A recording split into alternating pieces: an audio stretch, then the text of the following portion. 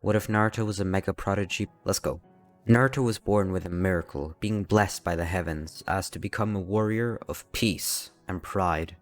Naruto was born son of Minato Namikaze and Kushina Uzumaki.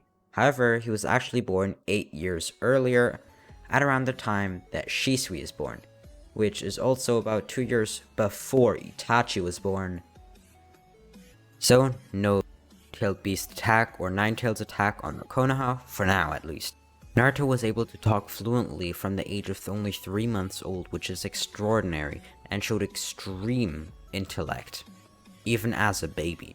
Naruto was already reading and somewhat writing from the age of 1 year old, and though he didn't read complicated books yet, slowly but surely the books became more complicated. He started to read more history books and books about shinobi and jutsus and chakra.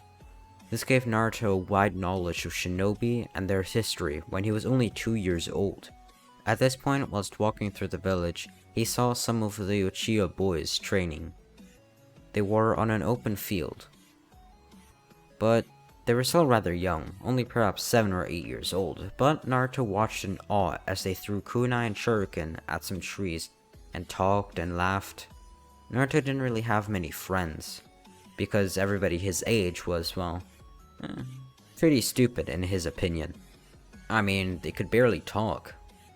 But he loved watching the Uchiha boys so much that he went over to talk to them, and asked if he could have a try at throwing the shuriken. They laughed in his face, not expecting him to be able to throw them, because they were too heavy. You gotta remember, Naruto's pretty much a baby. He's a small child at most. He's a 2-year-old.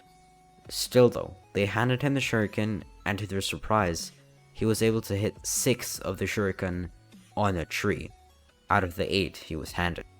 He first had to get a feel of how heavy they are and how to throw them, as he only saw it in his books prior, and never even touched a real shuriken before. But still, he only missed the first 2 shuriken, and the rest hit pretty accurately and close together on a tree that he was aiming at. The Uchiha boys told Naruto to leave again as they were jealous of his skill, especially because he was so much younger than them.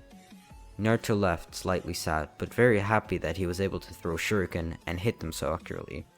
By the way, if you're wondering, no, the boys didn't know that Naruto was son of the Hokage, because in this story, actually, Minato and Kushina, well, they didn't really tell many people that they actually even had a son. Because, since it is so much earlier in the story, Minato isn't even Hokage yet, so he's not such an influential figure, and the war is still going on. Or actually, sorry, didn't even begin yet. So neither Naruto nor Minato was very known, though some people, especially some of the stronger and more experienced shinobi and fighters, knew that Minato was definitely a force to be reckoned with, but hasn't really made a name for himself, since there was hardly a, possibility to. Anyways, now Naruto would go home and tell Kushina that, he threw kunai and shuriken for the first time. Kushina was shocked. She knew that Naruto was pretty smart and had already started reading and stuff, but throwing shuriken, and so accurately for the first time, at such a young age. She didn't even think about that Naruto wanted to already become a shinobi or anything really. I mean, he was still her baby, her child. And even if she wanted to become a shinobi, there's no way such a small baby could already throw shuriken so accurately. Also, if you're wondering, Kushina is kind of a housewife, but not completely, since she's still employed as a shinobi and still does missions, but not as much as Minato. However, she tells Minato immediately about Naruto throwing the shuriken, as this was big news. And Minato is pretty happy to hear it, though was also a little bit scared, as he knew that being a shinobi was not all fun and games, and he didn't want his son to get in trouble when he was older and become sad or depressed. But for now, he was happy. His son was showing such intelligence and power at such a young age. Minato now wants to train Naruto and start teaching him practical things, since he already had most of the knowledge he needed from reading and intuition. As you gotta remember, Naruto has a very high IQ in the story. He's incredibly smart, not just from reading and experience, but his intuition is incredible. Naruto learned chakra control strong enough and precise enough to walk on water in only 3 days, which is unheard of for anyone so extremely young, and with no previous teachings at all. Now, since the lessons Minato was giving him were too slow for him, and Minato didn't always have time, whilst Minato was out on a mission, not home, Naruto secretly took a shuriken from his room. Not just one, 10 in fact. Naruto practiced with them, and after only 1 hour, he gets 10 out of 10 shuriken landing on a tree 5 times in a row, all of them right next to each other, showing preciseness and accuracy. Because he didn't have a real target to throw at yet, so he just put one in his mind. At this point, Naruto starts to learn regular clone jutsus, which take him another 3 days to basically master it to an at least Genin level. If you're wondering, yeah, throwing shuriken and kunai, for Naruto at least, is much easier than controlling his chakra, though at some point he will get the chakra down too. Then he learns different kind of clone jutsus, as well as the substitution jutsu, which he saw Minato use as a joke once and a prank on Naruto, and after asking how to do it, Naruto started training it. He found it cool and thought it'd be useful at some point. At this point, Naruto desperately needs to up his daijutsu, as his shuriken throwing and chakra is really good for his age, but, well, his taijutsu is definitely lacking. Naruto starts training, though, whilst it is going pretty good, and he's learning pretty fast, and becoming more powerful, he does notice that it is pretty difficult for his extremely young body, and Minato notices too. So that takes a while, and they can't go too fast on the taijutsu training yet, because it could damage Naruto's body if he started out too rough and too young at the beginning. Now, about 6 months later, Naruto has pretty good speed and punching power, which could rival about a 10 or 12-year-old boy. A normal boy, not like a Genin, but which is still very impressive. It might not sound like it, but imagine that. Naruto is not even 3 years old, and could maybe even beat up a 10-year-old. That's impressive. Over these 6 months, Naruto also learned the Shadow Clone Jutsu, and the story goes as follows. Naruto reads in a book which was about the founding of the village, and more specifically about Hashirama Senju's life. Well, in that book, he read that Hashirama had put all sorts of secret knowledge and jutsu all in one scroll, which was hidden in the leaf and protected by the Hokage personally. Now you gotta remember, at this point, Minato wasn't a Hokage, Hiruzen was. So, even if he wanted to, it'd be hard for Minato to lend the scroll to Naruto, as he didn't have control over it, at least for now. Naruto still asked his father if he could borrow it. He thought about it, though, yeah, even if he wanted to, he'd have big trouble doing it, as he's not the Hokage. So he basically have to steal it and put it back before anyone realized, with the help of his speed, which was faster than anyone in the village, even though Minato is still pretty young. He was reluctant to take action, though perhaps with supervision, it could be okay for Naruto to look through the scroll. So, Minato let Naruto start reading the scroll after having borrowed it from the Hokage's office. Then, after about 5 minutes, Naruto stood up. Minato asked what he was going to do, but Naruto didn't respond. Naruto started collecting chakra from his entire body and pushing it to his arms and hands, and right before putting his hands together, Minato's hands stopped him. Don't do that. That jutsu is dangerous, along with all the other jutsu in the scroll. Minato took back the scroll from Naruto, as He then thought to himself that Naruto, even though he was very smart, he was much too young to be entrusted with this kind of knowledge and power. Minato then quickly put the scroll back to its original resting place. By the way, this all took place in the late evening, so Hiruzen was no longer in the Hokage's office, so nobody was watching it at the time. It being the scroll. If you're wondering, Minato stopped Naruto from making a shadow clone, which Minato knew the hand signs for, and the reason he stopped his son to make a shadow clone is because the jutsu is very dangerous. It can greatly harm its user if done incorrectly, and Minato wasn't going to take those chances, especially when Naruto just read it for the first time and is so young. Maybe in the future, but even then it's still risky. There was no need to take such risks, especially at the beginning of Naruto's training when he was just so young. Also, I realized that Minato and Kushina would be very young at this point, technically, in canon, so I decided to make them a little bit older, nothing special, just 5 years, as I don't really want Naruto's parents to still be teenagers. I hope you realize that that's not gonna be a huge change. Just putting it out there. After this night, Naruto secretly tried the Shadow Clone Jutsu and succeeded, though didn't really do much with it for now. Anyways, back to Naruto where he is 2.5 years old. He would continue training, and at this point Kushina would get pregnant again, so Naruto would become an older brother to his younger sister named Kasumi. Naruto at this point would train more and more and become incredibly strong, becoming as strong as a mid-level Genin at the age of only 3 years old. He would also want to protect his sister in the future, as he knew that a war would break out soon as tensions between villages kept rising. To protect his family and especially his sister, he would have to get stronger, which gave him even more motivation to train. Now at this point, Naruto got to meet 2 Uchiha boys.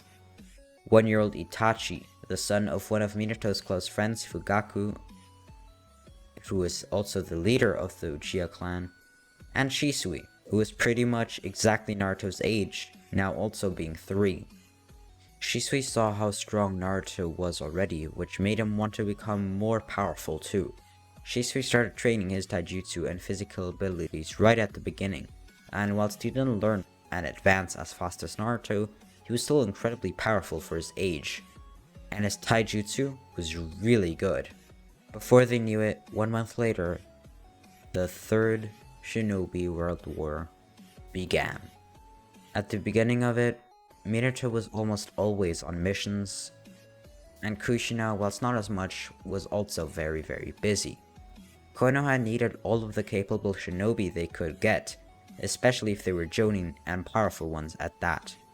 However, whilst the war was still going, it cooled down a little bit, and Kushina and Minato were able to go home more than before. As before, they would always send their 2 children to Mikoto's, as she was no longer a shinobi and could take care of the children. Anyways, it had now been about 1 year since the start of the war, and Minato had slowly but surely gotten a reputation like no other. All of his missions had perfect results, and he was fast. So fast that other shinobi got scared when they saw him, because they knew Minato... Well, if Minato was there, it was already too late to turn back, because he was just so fast, and he would catch up to them easily. And they didn't have a chance to fight him, so they had already lost when Minato arrived to the battlefield. So much so that in the future, there would even be a command telling all shinobi to flee the scene and flee the battlefield as soon as Minato, who is now known as the Yellow Flash of Konoha, arrived.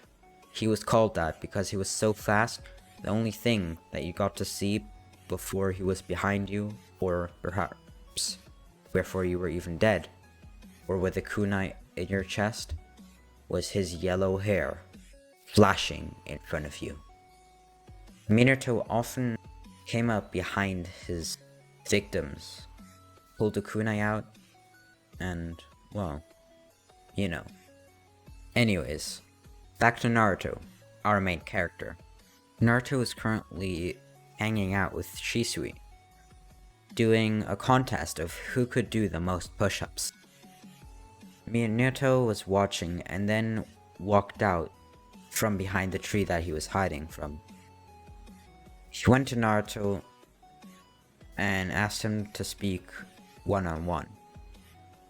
They went around the corner and then Minato asked in a serious face, "Naruto, do you want to go to the academy?" The academy? Sure, why not? That sounds like fun. Naruto was incredibly strong, and he could definitely earn his right to go to the academy, even though he was very, very young. And before having even talked to Naruto, Minato asked Hiruzen if it would be okay. Hiruzen, of course, knew, at least to some extent, that Naruto was very smart and powerful too. And she allowed it. And with Naruto's agreement, after 1 month of waiting, Naruto would finally get to go for his first day of academy life as a real student. So now Naruto is allowed into the academy at the age of only 4 years old, a record for anyone, unthinkable to anyone.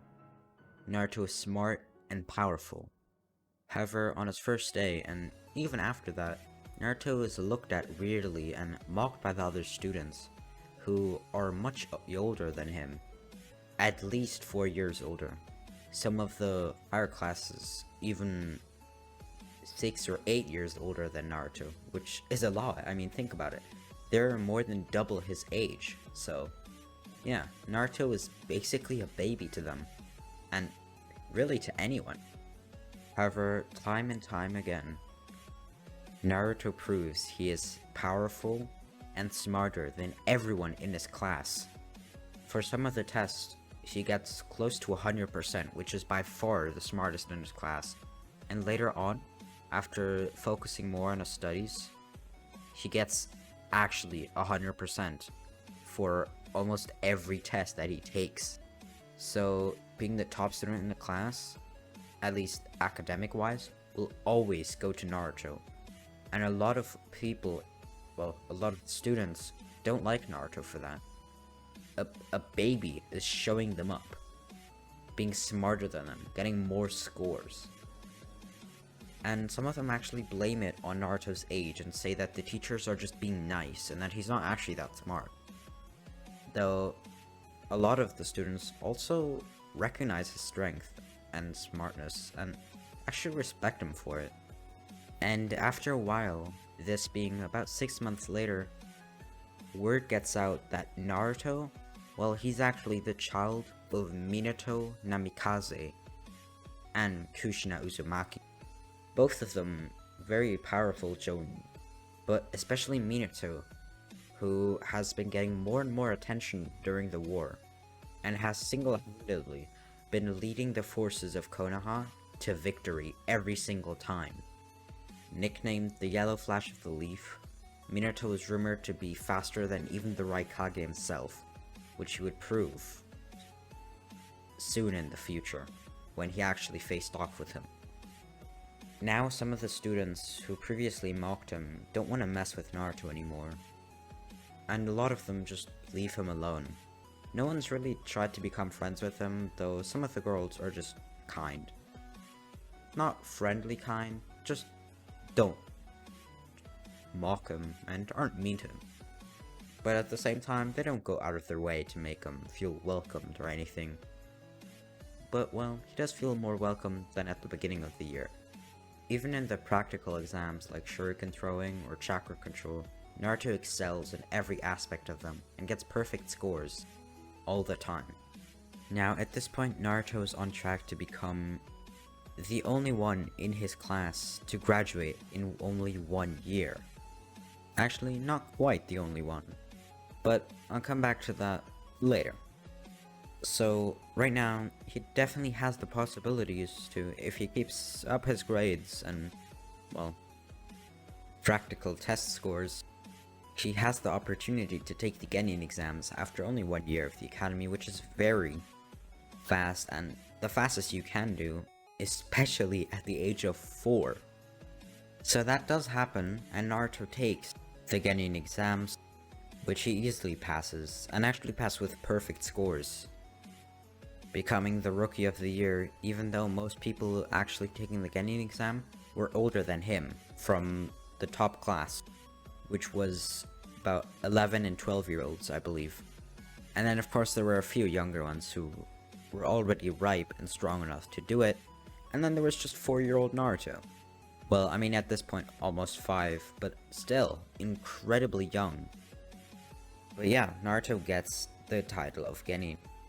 However, since he is so young, Hiruzen, who's still in the office of Hokage, decides to make Naruto wait a little bit on becoming an actual Genin. He knows that Naruto deserved his title and did everything like normal, but perhaps a 5-year-old going on missions isn't quite good yet, so he'll have Naruto wait for at least 1 year. He can train with some other people, and you know, he could go on a few missions, but he won't be part of any Genin team or take the Chunin exams whenever he can, because he's just too young. And you know, a 5-year-old going on missions could scar him if something happens, and they don't want that. So that's what's gonna happen. Now at this point, Naruto kind of goes into a training phase. He trains with some Jonin, Chunin, and even some Anbu, as when he grows up he wants to be fast like his father, but sneaky, not have his yellow hair show. And whilst it is pretty cool to have like a mark for everyone to see, he wants to be hidden. So Anbu are the perfect people to teach him, and Hiruzen allowed it, since Naruto could become the next prodigy of Konoha, so investing time for a few shinobi in him now will definitely pay out later. And of course, people like Minato and Kushina, who are very close to him, still trained him whenever they could. Now at this point, Shisui actually goes to the academy because he's now 5 years old and is ready. He is ripe enough to go to the academy, and while it's not as strong as Naruto, he is very powerful. Probably at a Genin level, whilst Naruto is at least a Chunin level at this point. Likely though much higher, especially in certain aspects, because the main part where he's lacking is array of jutsus. He doesn't have that many possibilities, he mostly just has standard level jutsu. However, that will very soon change. When Minato sees that Naruto is lacking in jutsus, he takes it on himself to give Naruto some of the best jutsu that he has. Minato recently finished creating the rasengan, though teaching Naruto that now is perhaps not a good idea since it is an S tier jutsu and very dangerous. So if Naruto tries to play around with it, he could hurt himself or hurt others, so that's not a good idea. But what he can teach him is, for example, the Shadow Clone Jutsu, which Naruto actually spied on Naruto a little bit and saw that he did practice it, because Naruto saw that Shadow Clones are much stronger than regular clones, since regular clones are basically just illusions, while Shadow Clones are actually physical clones that can actually fight. So Naruto has been practicing Shadow Clones more and more, making them more chakra efficient and stuff. However, then Minato decides to make use of that and actually teach Naruto the secret to the clone. Well, not just any clone. Only the physical ones, like the Wood Clone and the Shadow Clone, which have the ability to retain information and experiences, which can include, but are not limited to, studying or learning and even training. And they can retain that information, and when ending the jutsu, the actual user gets all of that information. So if Naruto trains with 50 Shadow Clones, whilst it won't be 50 times as good of training, it will definitely be at least 10 times, depending on how well he can make the Shadow Clones. because the more chakra he pours into a single clone, the better and more effective the training of that one clone is. So, making 1,000 pretty bad shadow clones aren't gonna be much better than making 50 really good shadow clones, which are controlled with a lot of chakra. So this isn't, I don't think, a real thing in the actual series, but I'm gonna make it. So the shadow clones basically have like a level of how good they're done, and also a level of how much chakra is put into them. And as explained, that also makes them stronger and, well, increases the level of the secret to the shadow clones, basically just making them more effective in every way possible, without having to add the number of clones that he's making. Anyways, now after about 1 more month of training, Minato changes his mind and decides to teach Naruto the legendary rasengan, which at this point is so new that not even Jiraiya has attempted to learn it.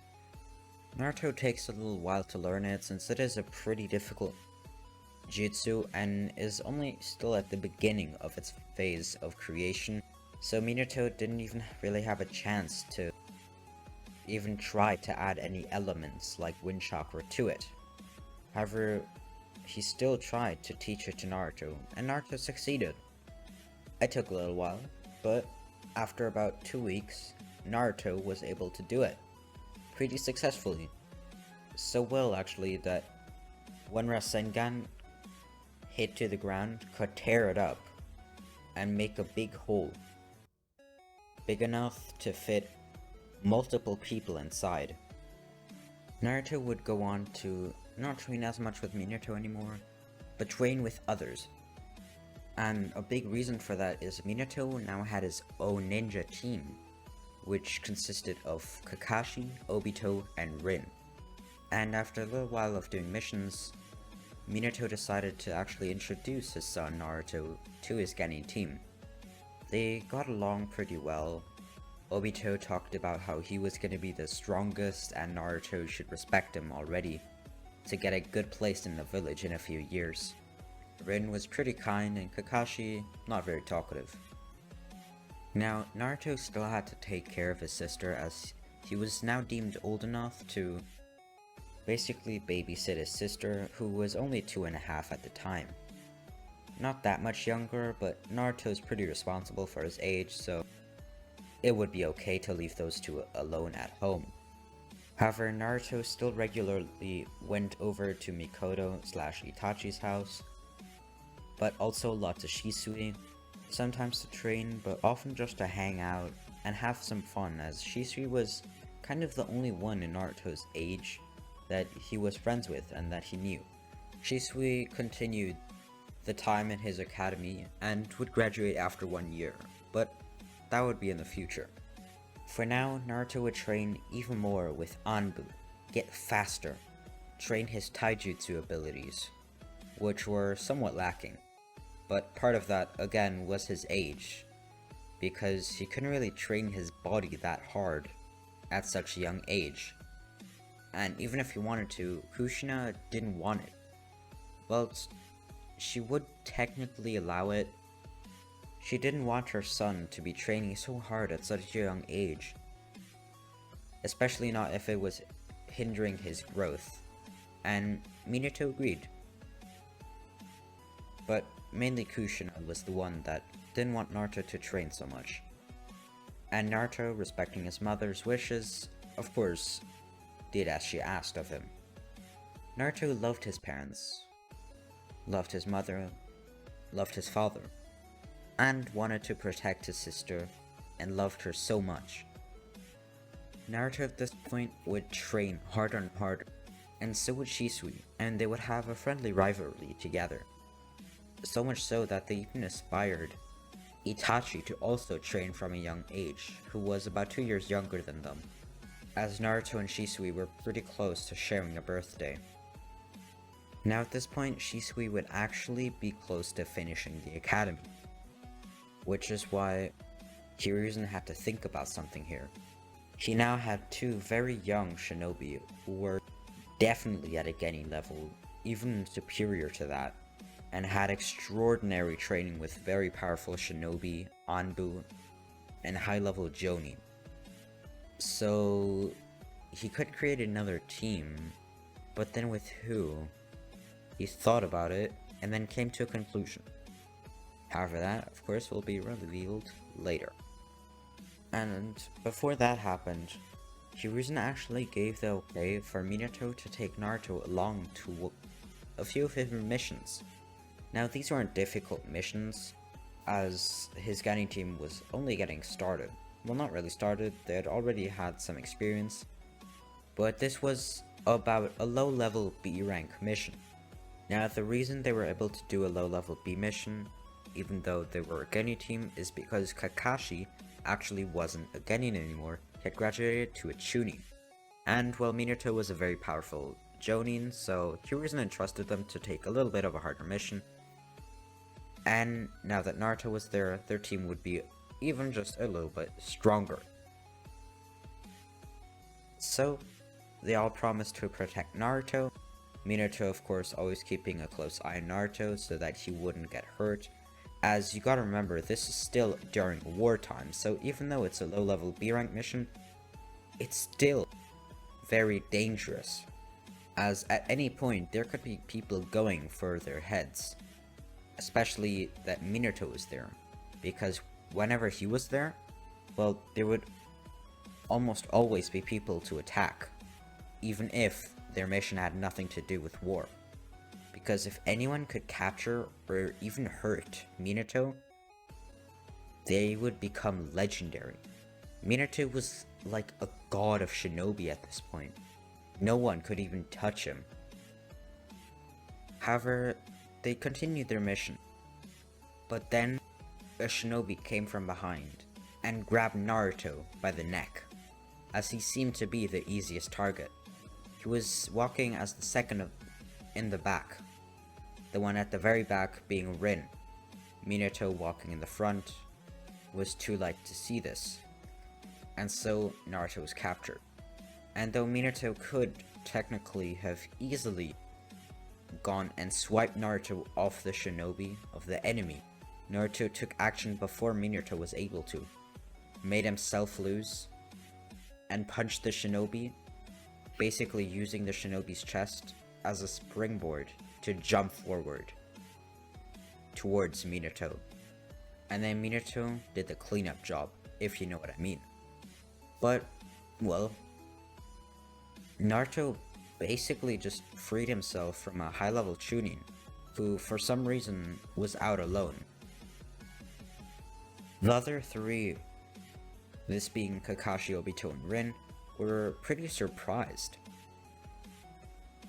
They don't even know if they could have done that, and Naruto was quite a bit younger than them. Even Kakashi, who usually doesn't let any emotions show, is pretty shocked. He knew that, of course, his sensei, Minato's son, would of course be pretty strong, but this strong at such a young age. However, after that, they were notified by Minato that Naruto had actually already graduated the academy. Naruto and Hiruzen, as well as all the other Chunin who witnessed it, kind of kept Naruto graduating so young under the radar, as it would discourage a lot of young shinobi and could even make some of the adults sad that they let such a young kid do the exams and let him pass. So it wasn't really talked about. But Minato did clear it up for his students, and they were even more in awe. And now the mission went as normal. Now at this point, Shisui did graduate, and Naruto would be teamed up with Shisui as only a two-man special team, with a special Jonin teacher. Naruto at this point is 5-year-old, having already graduated the academy, with Shisui just now finishing the academy, and now they would already get their Jonin sensei, as there would be a special team of just two. Well, two Genin with a Jonin teacher. And at least a few of you actually guessed right, in that The Jonin sensei is none other than Jiraiya, sensei of Minato. Since he wasn't really involved in the third shinobi war, so yeah, he wasn't really busy as a shinobi, so Hiruzen decided to make him the Jonin teacher of the two best prodigies of Konoha. Well, the youngest prodigies. The two Genin were just supposed to meet on a training field, instructions by Hiruzen. And then, 5 minutes late, Jiraiya came from behind a tree. Naruto already knew Jiraiya, and Shisui had heard stories about him, so they weren't strangers or anything, but they weren't really close.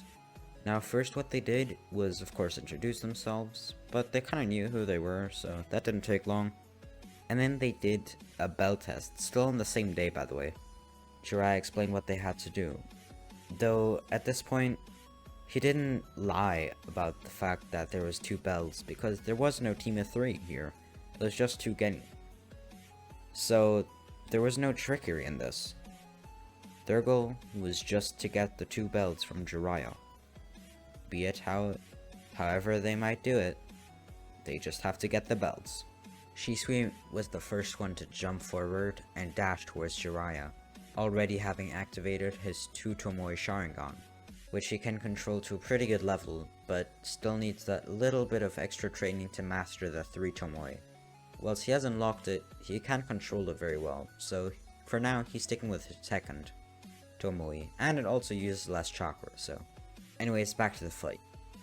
Shisui starts hand-in-hand combat with Jiraiya, but right now Jiraiya is much faster, though Shisui can foresee his moves. Then Naruto decides to do something. With his incredible accuracy, he throws shuriken and kunai, which he misses on purpose for Shisui to get more opportunities to hit, and actually does land some hits. Naruto moves in closer to the fight, makes a whole bunch of shadow clones, each one equipped with a kunai, heading to Jiraiya from all sorts of different directions. Up from the ground, jumping from the sky, dashing from the side. Jiraiya is managing, but slowly being pushed into the corner. Well, an imaginary corner. Until he uses a substitution jutsu, where he is now standing at the top of a tree, branch in front of the others being just Naruto and Shisui. Before the pervy sage could even say anything to mock the two, Naruto was already up there next to Jiraiya. So fast! Jiraiya dodged the kunai that Naruto threw at him, but then there was already kicks coming his way, which he had to dodge too, some even blocking, as Jiraiya's speed was not his forte. Shisui joined in on the action, and slowly but surely, Naruto and Shisui worked as a team, and then finally were able to grab Jiraiya's bells. Now, of course Jiraiya wasn't going super serious mode, but those 2 small kids were still able to push him into a corner and take his 2 bells in not that long of a time. They were definitely not to be played around with, or messed about. Now, Jiraiya was very satisfied with the level of skill his 2 new students had, and after only a short half week of doing D-rank missions, they moved on to something harder. Already a C-rank mission, but Hiruzen, who you gotta remember is still in office as Hokage, decided to add one Chunin to the team, as to not have too small of a team, especially in these war times. It can never hurt to have a little bit of a stronger team than necessary. So another Chunin was added, and then they went on the mission. Nothing important, nothing crazy. It was to fight a group of 5 low Chunin level fighters. They were still rather young, still in their teens, as other villages had been recruiting anyone who was able to fight, even though they were still considered children. So these quote-unquote Chunin were no more than 16 or 17 years old. Yet Naruto and his team, or rather Jiraiya's team, took him out like it was nothing. Now Naruto did look a little bit disgusted, as he had never seen, well, he had seen, but never really been that involved in someone's death before. The only time previously was when Minato rescued him from that one shinobi, but here, Naruto was one of the main reasons that these Chunin lost their lives. And this time, he did it willingly. Not because he was being taken as a hostage, but because he was following orders. But he did have a choice. Naruto was conflicted. If this is what war is like, then it's really not good. Naruto is very book smart, but hasn't had that many actual experiences in his life. Anyways, they're finished with their mission now and report back. They do quite a few more C-rank missions. Some are just guarding outposts, some are actually purposely fighting, and some don't have anything to do with war. Those are Naruto's favorites, since those often are just actually helping people instead of fighting a useless war. The war had now been going on for about 2 years, and didn't seem to end.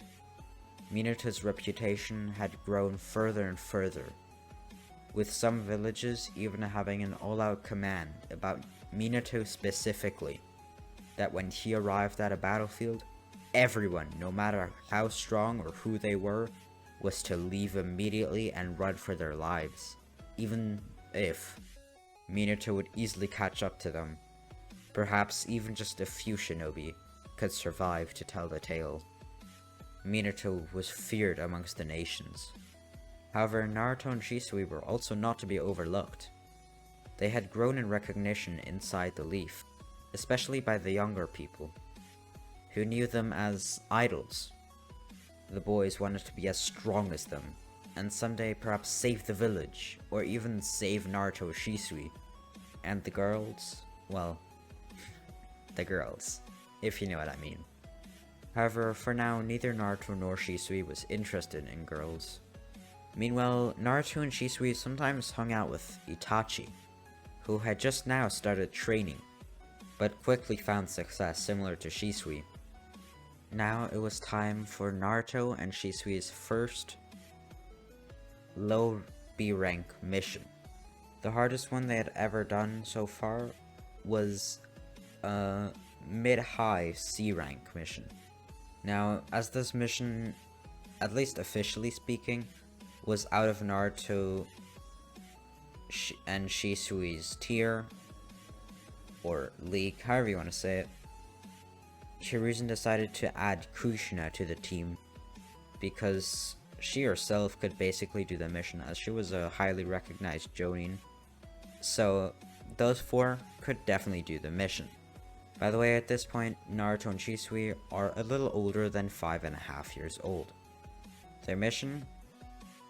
A group of rock shinobi gathered up, likely in the dozens, and were probably planning a strategy to take over territory, which the Leaf did not want to do, or allow. So, their mission was to take them out. When Shisui rushed in like usually, this time the other shinobi, the enemies, seemed to be prepared, grabbed Shisui by the leg, and tried to punch him, though Naruto is fast enough to take the blow for Shisui, and they both fell to the ground. However, Naruto with a wound, Shisui without one. Meanwhile, Shisui was now blaming himself. So much so, he was blaming himself for the fact that his only friend, his only real friend, just got hurt because of him, because of his actions. The one Jonin who had just hurt Naruto slowly walked towards the two kids with a kunai in his hands, basically threatening Naruto without any words. And at this moment, all the grief stored up in Shisui turned his Sharingan. First, it turned it on, and then it spiraled into a Mangekyo Sharingan. Without meaning to, Shisui's eye, as if doing it itself, sent off an Amaterasu, burning the Jonin in front of him to death. therefore saving Naruto, but in a pretty brutal and gruesome way. Kushina would rush to Naruto's help and Jiraiya would hold off the shinobi. Meanwhile, Shisui knocked out from the shock and the drain it took on his body. Evolving to the Mangekyo at such a young age, with not that big of chakra reserves, it completely depleted them. Combined with the emotions and the shock he felt, he was knocked out for multiple hours. Kushina did the best quick healing jutsu that she knew, and then moved back to Jiraiya, now helping him to fight the shinobi. Naruto stood up, not feeling the pain as much anymore, and rushed to the front line, now helping his mother and sensei. The rest of the mission went okay, though, as previously mentioned, Shisui was still out cold. Naruto himself carried Shisui on his back to the village, and laid him down on his bed in his own room. Shisui recovered, and a day later they were called to the Hokage's office along with Kushina and Jiraiya. Hiruzen told them, after hearing Kushina's report, that clearly the two Genin aren't ready for these kind of missions yet, so they would have to have more experience and training before they do. And Shisui would definitely have to learn to hold back and not to dash forward in every mission and every scenario, and he would definitely take that personally, as anyone would. I mean, he was the reason that his friend was hurt, and it could have gone very wrong if two Jonin weren't present. So now the two Genin enter kind of a training period, but also a period where they mature as people, not just as shinobi. They kind of have a transition from a child to a teenager, which is still pretty early for their age. So they're definitely not gonna be an adult yet. I mean, at this point, they're not even quite 6 years old. However, soon enough, when it comes around, Naruto and Shisui would be able to take the Chunin exams. Shisui and Naruto, while still pretty young, definitely have the abilities and more of a Chunin. By the way, in case you forgot, Naruto does not have the Nine Tails in the story, at least not now. Just to keep in mind. Anyways, back to the Chunin exams. So I'm gonna say that they were actually allowed to participate as a team of 2, as there's no technically a need for them to be exactly 3, they just have to be a team, so 2 should be fine. The first exam is pretty easy for them. Naruto actually gets 9 out of the 9 first questions correct, and then of course when sticking around to the last one, they're automatically passing to the next exam. Shisui with the Sharingan just had to copy other people, so he didn't have any problems, as he could hide his Sharingan pretty easily. And of course also he had other methods of copying, but as you probably know, there's no need to actually copy, you just need to stick around till the end. Now the second exam starts. The concept of the Forest of Death is introduced to them, and they begin.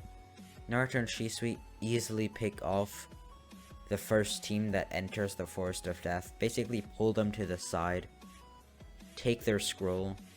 Well, Naruto takes the scroll while Shisui is busy cleaning up the team, and then they easily, well before the 1 hour mark, get to the tower and win. Well, it's not technically a competition, so they don't win anything, but they definitely pass the exam. Now, in this version, there won't be any preliminary rounds necessary, since there isn't that many competitors / combatants that made it through, or even participated this year, so no need for preliminary rounds. So now it's just the 1 month time skip. I won't be saying exactly what happens for now. Just know the finals are gonna be good. Everybody's watching, even people like Minato's team, Kakashi, Obito, and Rin. Where, by the way, Obito has not had the accident yet. Naruto now enters the arena of the finals of the Chunin exams after having trained for a whole month. Naruto is set up to fight first against a random shinobi, which is much older than him, though Naruto easily wins. He doesn't even need to use any special jutsu. Just with his shadow clones, he won. Shisui has a similarly easy fight, not even needing to use his Sharingan to destroy his opponent. Now these fights kind of go on, though of course they do get slightly harder. In the semifinals they do actually need to try. Naruto actually uses some shock, right? Quite a bit. And Shisui actually uses his 2 Tomoe Sharingan, though both of them, still pretty easily speaking, win. And then in the finals, as you could have maybe guessed, it's actually Naruto versus Shisui. The 2 prodigies of prodigies fighting in a one-on-one fight. They immediately power up as much as possible. Shisui turning on his Mangekyo Sharingan, which he had been training for a little bit now, and Naruto giving each of his shadow clones a rasengan, already throwing a fireball, then dashing through the fireball faster than the fire even hit Shisui, getting him by surprise. Then all his clones fight at the same time. So he tries to overwhelm Shisui's Sharingan so he can't predict his moves, but Shisui's eyes are too good, and he fights off one shadow clone after the other. This definitely uses a lot of chakra on both of them, though especially Naruto, who, although his chakra control is very good, you gotta remember, he doesn't have a Ninetales here, so whilst he still has a lot of chakra, because he's half Uzumaki, nowhere near as much as with the Ninetales. Though he does have a little bit more chakra than a normal half Uzumaki, because he's also half Namikaze, which I'm gonna say is pretty good. And because his mother was a Ninetales Jinchuriki for so long, her chakra kind of grew and kind of passed some of it on to the next generation. Of course, not as much as a normal Jinchuriki would have. Just kind of faint droplets of it. The fight carried on for about 5 minutes, but the 2 fighters slowed down more and more. They got exhausted. Their chakra, as well as their physical endurance, doesn't last for that long, especially when fighting this hard. However, in the end, Naruto pulled through and won, as the drain of the Mangekyo Sharingan on Shisui's eyes was just too much to handle. So Naruto won. However, both of them, of course, were titled Chunin, as they were more than strong enough and proved that in that battle. A lot of the other Genin participating hated the idea of such young kids, Naruto and Shisui, being there and then winning? Really? 6-year-olds, come on. But through all the hatred, Naruto persevered, accepted his new rank as Chunin along with Shisui, and celebrated the evening/afternoon. They celebrated with Naruto's family, they celebrated with Shisui's father. However, now it was back to missions. Naruto did some missions, Shisui did some missions. Of course they still did missions together, but they also did some separately, even going as far as doing some missions with an Anbu team. Especially Naruto, who had been practicing more and more, being sneaky, hidden, and quick. Although Shisui was getting it down too with Sharingan, he could predict his opponent's moves, and his black hair would blend in perfectly in the background. And his speed was not to be messed with either. Not on Naruto's level, of course, but it was pretty fast. Jiraiya still taught them, though after about half a year, there was nothing really Jiraiya could teach them anymore. Though there was one thing that he did want to teach Naruto, which was of course the Toad Chakra. Naruto went to Mount Myoboku, trained 1 week, even 2 weeks, to really get it down, to perfect the Sage Art. And after that training, he had no problem summoning any Toad he wanted to, even the biggest ones. and his Sage Chakra was on point. Even better control than Minato had, as it wasn't Minato's focus, but Naruto, by using his Shadow Clones, could definitely make good use out of the Sage Chakra, which is why he tried to perfect it as much as possible, and did actually succeed to a pretty good level. Now, Naruto and Shisui got more of a reputation, even amongst other villages. Not just as the Yellow Flash's kid, or Minato's son, but his own reputation. Not grouped together as his father's son, though of course that was still taken into account, but just Naruto's sheer power at such a young age is what gave him recognition. He even became a tale of sorts, a legend, even though he was still alive and young. For some, he became even a myth, as not a lot of people had even seen him. It was somewhat of a rumor.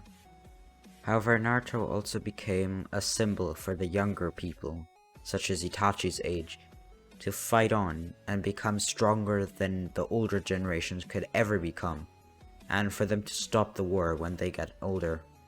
But for some people, they thought that that was just a dream that could never be fulfilled, though they'd be dead wrong. Over the next 2 years, Naruto and Shisui also became Jonin. Not just over the next 2 years, but actually still at the age of 6, making those two the youngest Jonin to ever live, as I believe the youngest Jonin before that was 7 or 8 years old, I'm not sure. I think it was 7 years old when Minato became Jonin, so yeah, his son, that makes him stronger than his father. A true prodigy of prodigies. A Mega-Prodigy. And some even feared him on the battlefield. Though actually I'm gonna decide not to make a 2-year time skip, as that's a little much.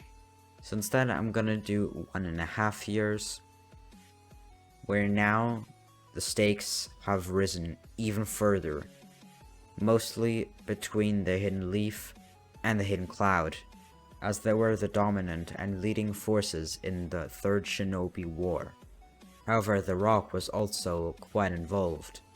Minato had been destroying the Rock, and Minato had an important mission. Here, he basically fought the entire armed forces of the Hidden Rock by himself. One man against 1,000 shinobi. A legendary battle, though Minato would come out victorious. Though the odds were 1,000 to 1, Minato destroyed his opponents. However, usually at this point, his Genin team, who were no longer all Genin as Kakashi was already Jonin and stuff, well, at this point they would usually suffer a great loss, with Obito dying, and soon later, Rin getting captured. Though at this point, Naruto was actually along with the Genin team. So when Rin was being captured by the shinobi, and Obito, Kakashi, and Naruto started following her to bring her back, instead of Obito sacrificing himself when the rocks fall and the cave was destroyed, well, he did sacrifice himself, but Naruto did the same thing, pushed Obito to the front as he was the last one in the team to leave the cave, and it looked like Naruto had died from the big rock falling on him. Obito just came out safely, by the way. But actually, about 5 seconds later, a hand arose from the rubble. Naruto jumped up and seemed unscathed. He had dug himself into the ground with earth manipulation, so he didn't get any wounds from the rocks. With that, Rin is captured, well, not captured, brought back. Obito is saved. Then Minato came back a few hours later. Kakashi reported what happened in the mission, as he was the oldest Jonin there, though Naruto was of course likely actually stronger than Kakashi, But Minato wanted someone older and a little more experienced. Someone serious, like Kakashi, to be the leader. Minato got all the reports and was happy but also sad. If Naruto wasn't there, one of his teammates, well, he would have died. Minato does blame himself, though he can't really blame himself. Winning that fight against the Rock Shinobi gave the Leaf a much better chance of winning the war, and set their opponents back by quite a bit. Now, this was at a similar time, actually a little bit before, because afterwards, I'm gonna say only about 2 weeks later, the third Raikage, A, sacrificed his life in a fight against 10,000 shinobi, topping even Minato's fight, though A did not make it alive. He did not make it out alive, I should say. Whilst he did hold off 10,000 shinobis and destroyed a whole bunch of them, he did not live to tell the tale.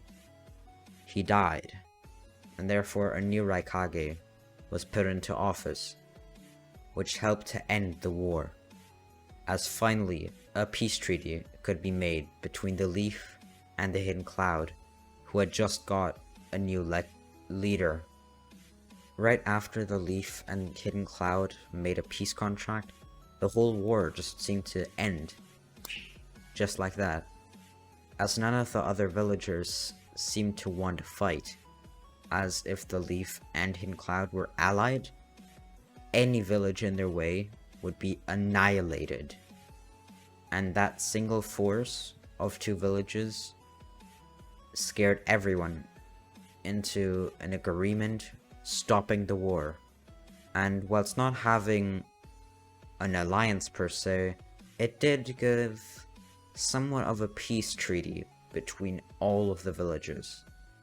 It was unspoken, not written, but all of them knew not to mess around with each other, as they would basically make enemies of everyone, quite literally everyone, all of the villages.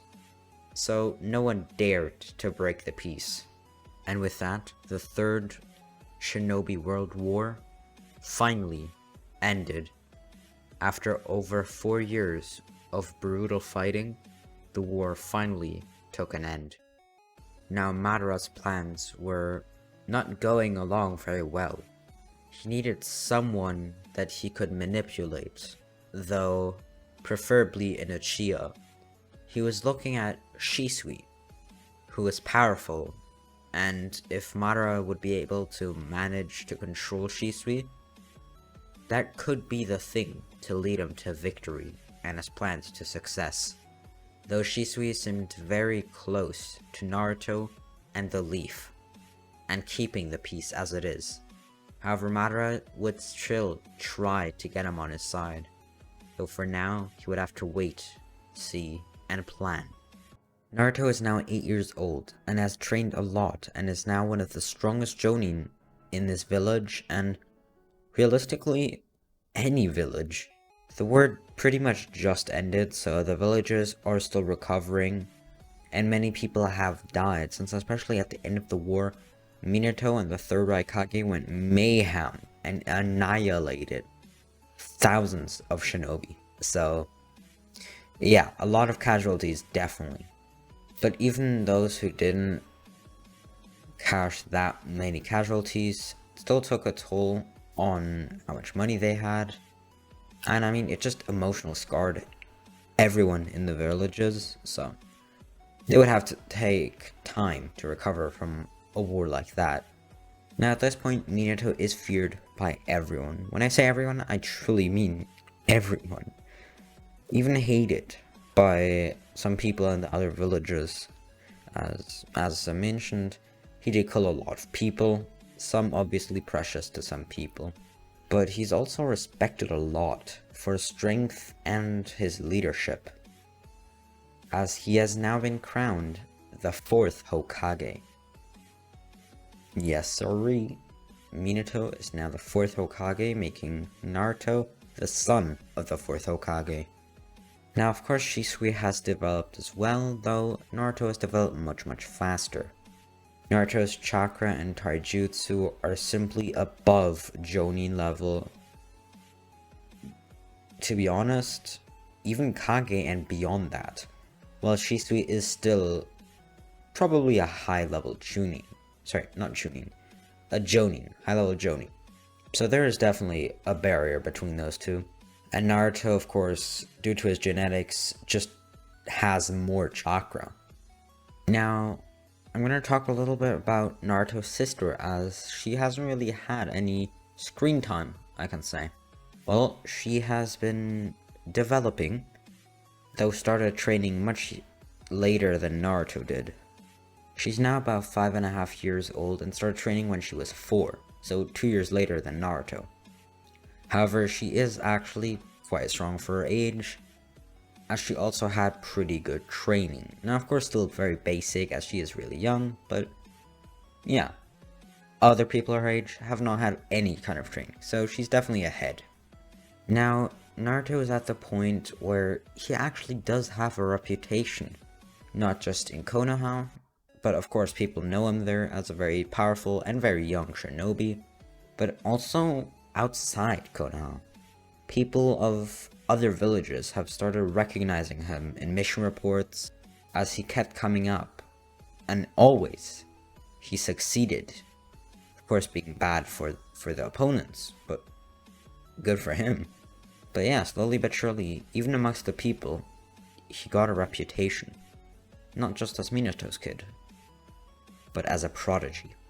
Naruto also has his own kind of fan club, similar to as Sasuke had in the original, with actually people of a lot of different ages. Well, only from Konoha mostly though, but most of them were actually his age. Potential lovers, if you get what I'm putting down here. Now, something else which is interesting is that Naruto's small sister and Itachi, who are almost the same age, have actually become better friends. Well, not better, they have become friends, and pretty good ones actually. They hang out a lot, even when Naruto isn't around, since he is pretty busy doing missions and stuff. And both of them like Naruto, and he's basically their idol, and they both, well, started training at a young age, so they do have that in common too. Naruto and Shisui have kind of become a tag team of Konoha, being an attack team actually. They work together very well, got each other's back, and even individually are extremely powerful. And those two put together can take down basically anyone, and could probably take down even the Kage themselves. Probably not altogether, but yeah. Now, over the next few months, Naruto's missions have actually kind of gone from fighting to more peaceful missions. Rescuing people, taking care of criminals, stuff like that. Kind of normal missions. As the war was now over, so fighting for peace was their main priority, and Naruto did actually become a symbol for peace for a lot of people, especially the people that he did save in those missions. Minato himself was surprised at how fast Naruto could be doing these C, B, and even A-ranked mission on his own, as at some point he was doing multiple missions per day, which usually would take a whole Genin team maybe 2 or 3 days. And that includes a Jonin teacher, which is powerful. So yeah, Naruto is very fast at doing missions. He kind of has that from Minato, as they are father and son after all. Now at this point, Itachi and Naruto's younger sister, Kasumi, have both just finished the academy, which is also why the Namikaze/Uzumaki family, along with, of course, some of the Uchiha, celebrated together as the younger ones now also finished their academy years. And Minato and Fugaku actually came up with an idea here, and that was to have Naruto actually help out, as well as Shisui. Help out in the sense of being a Jonin Instructor. So Shisui and Naruto were both ordered to tackle a new kind of task, to become an instructor. Now of course they knew they weren't going to do this forever, and they didn't even know who they were going to instruct. But they found out the next day that, funny enough, it was actually Naruto's younger sister, Kasumi, and Itachi, one of their good friends. Now usually there would be a third teammate, but I'm gonna say that they are going to be kind of a team of 4 in the future. For now, 2 senseis, 2 students, but in the future they're supposed to become a team of 4, each one stronger than the next, an absolute menace of a team to any village threatening the Leaf, as those were the top prodigies, young and strong, of Konoha, and basically anywhere. So putting all 4 of those in one team would be legendary. Anyways, they did the bell test, and once again, since there wasn't 3 team members and 1 sensei, there was no trickery that they had to work together to, pass, because else they wouldn't. They just had to get belts. 1 on Shisui and 1 on Naruto. Now even though it wasn't ordered, Itachi and Kasumi actually wanted to work together, as they were good friends and had trained together before, so they knew how they fought and they just knew how each other thought. First they focused on Shisui, as they thought Naruto was much stronger, and he kind of was, but of course he wasn't going to use his full power right now. Naruto just waited on the sideline, as it would be kind of unfair and not fun if Naruto and Shisui worked together to defeat their students. So Shisui alone was fighting the 2, and it was actually going pretty well. Shisui was actually forced to use his 1 Tomoe Sharingan, as Itachi had his 3 Tomoe activated, which yes, he did get. Not from something traumatic, just that Shisui used a Genjutsu on Itachi to get his 3 Tomoe prematurely, without having to, have any trauma. Kasumi's chakra reserves were very large, similar to Naruto, as she was half Uzumaki, and daughter of a Jinchuriki, not just any, but the Nine-Tails, so that gives even more, and of course she had pretty good training. Now since Shisui didn't go too hard, the 2 students were actually able to get 1 bell off Shisui, and now they were going to fight Naruto. Shisui now laid back and watched the fight. Naruto wasn't gonna take it as chill as Shisui, and immediately took out a kunai, which Itachi also had, as he wasn't just gonna dodge.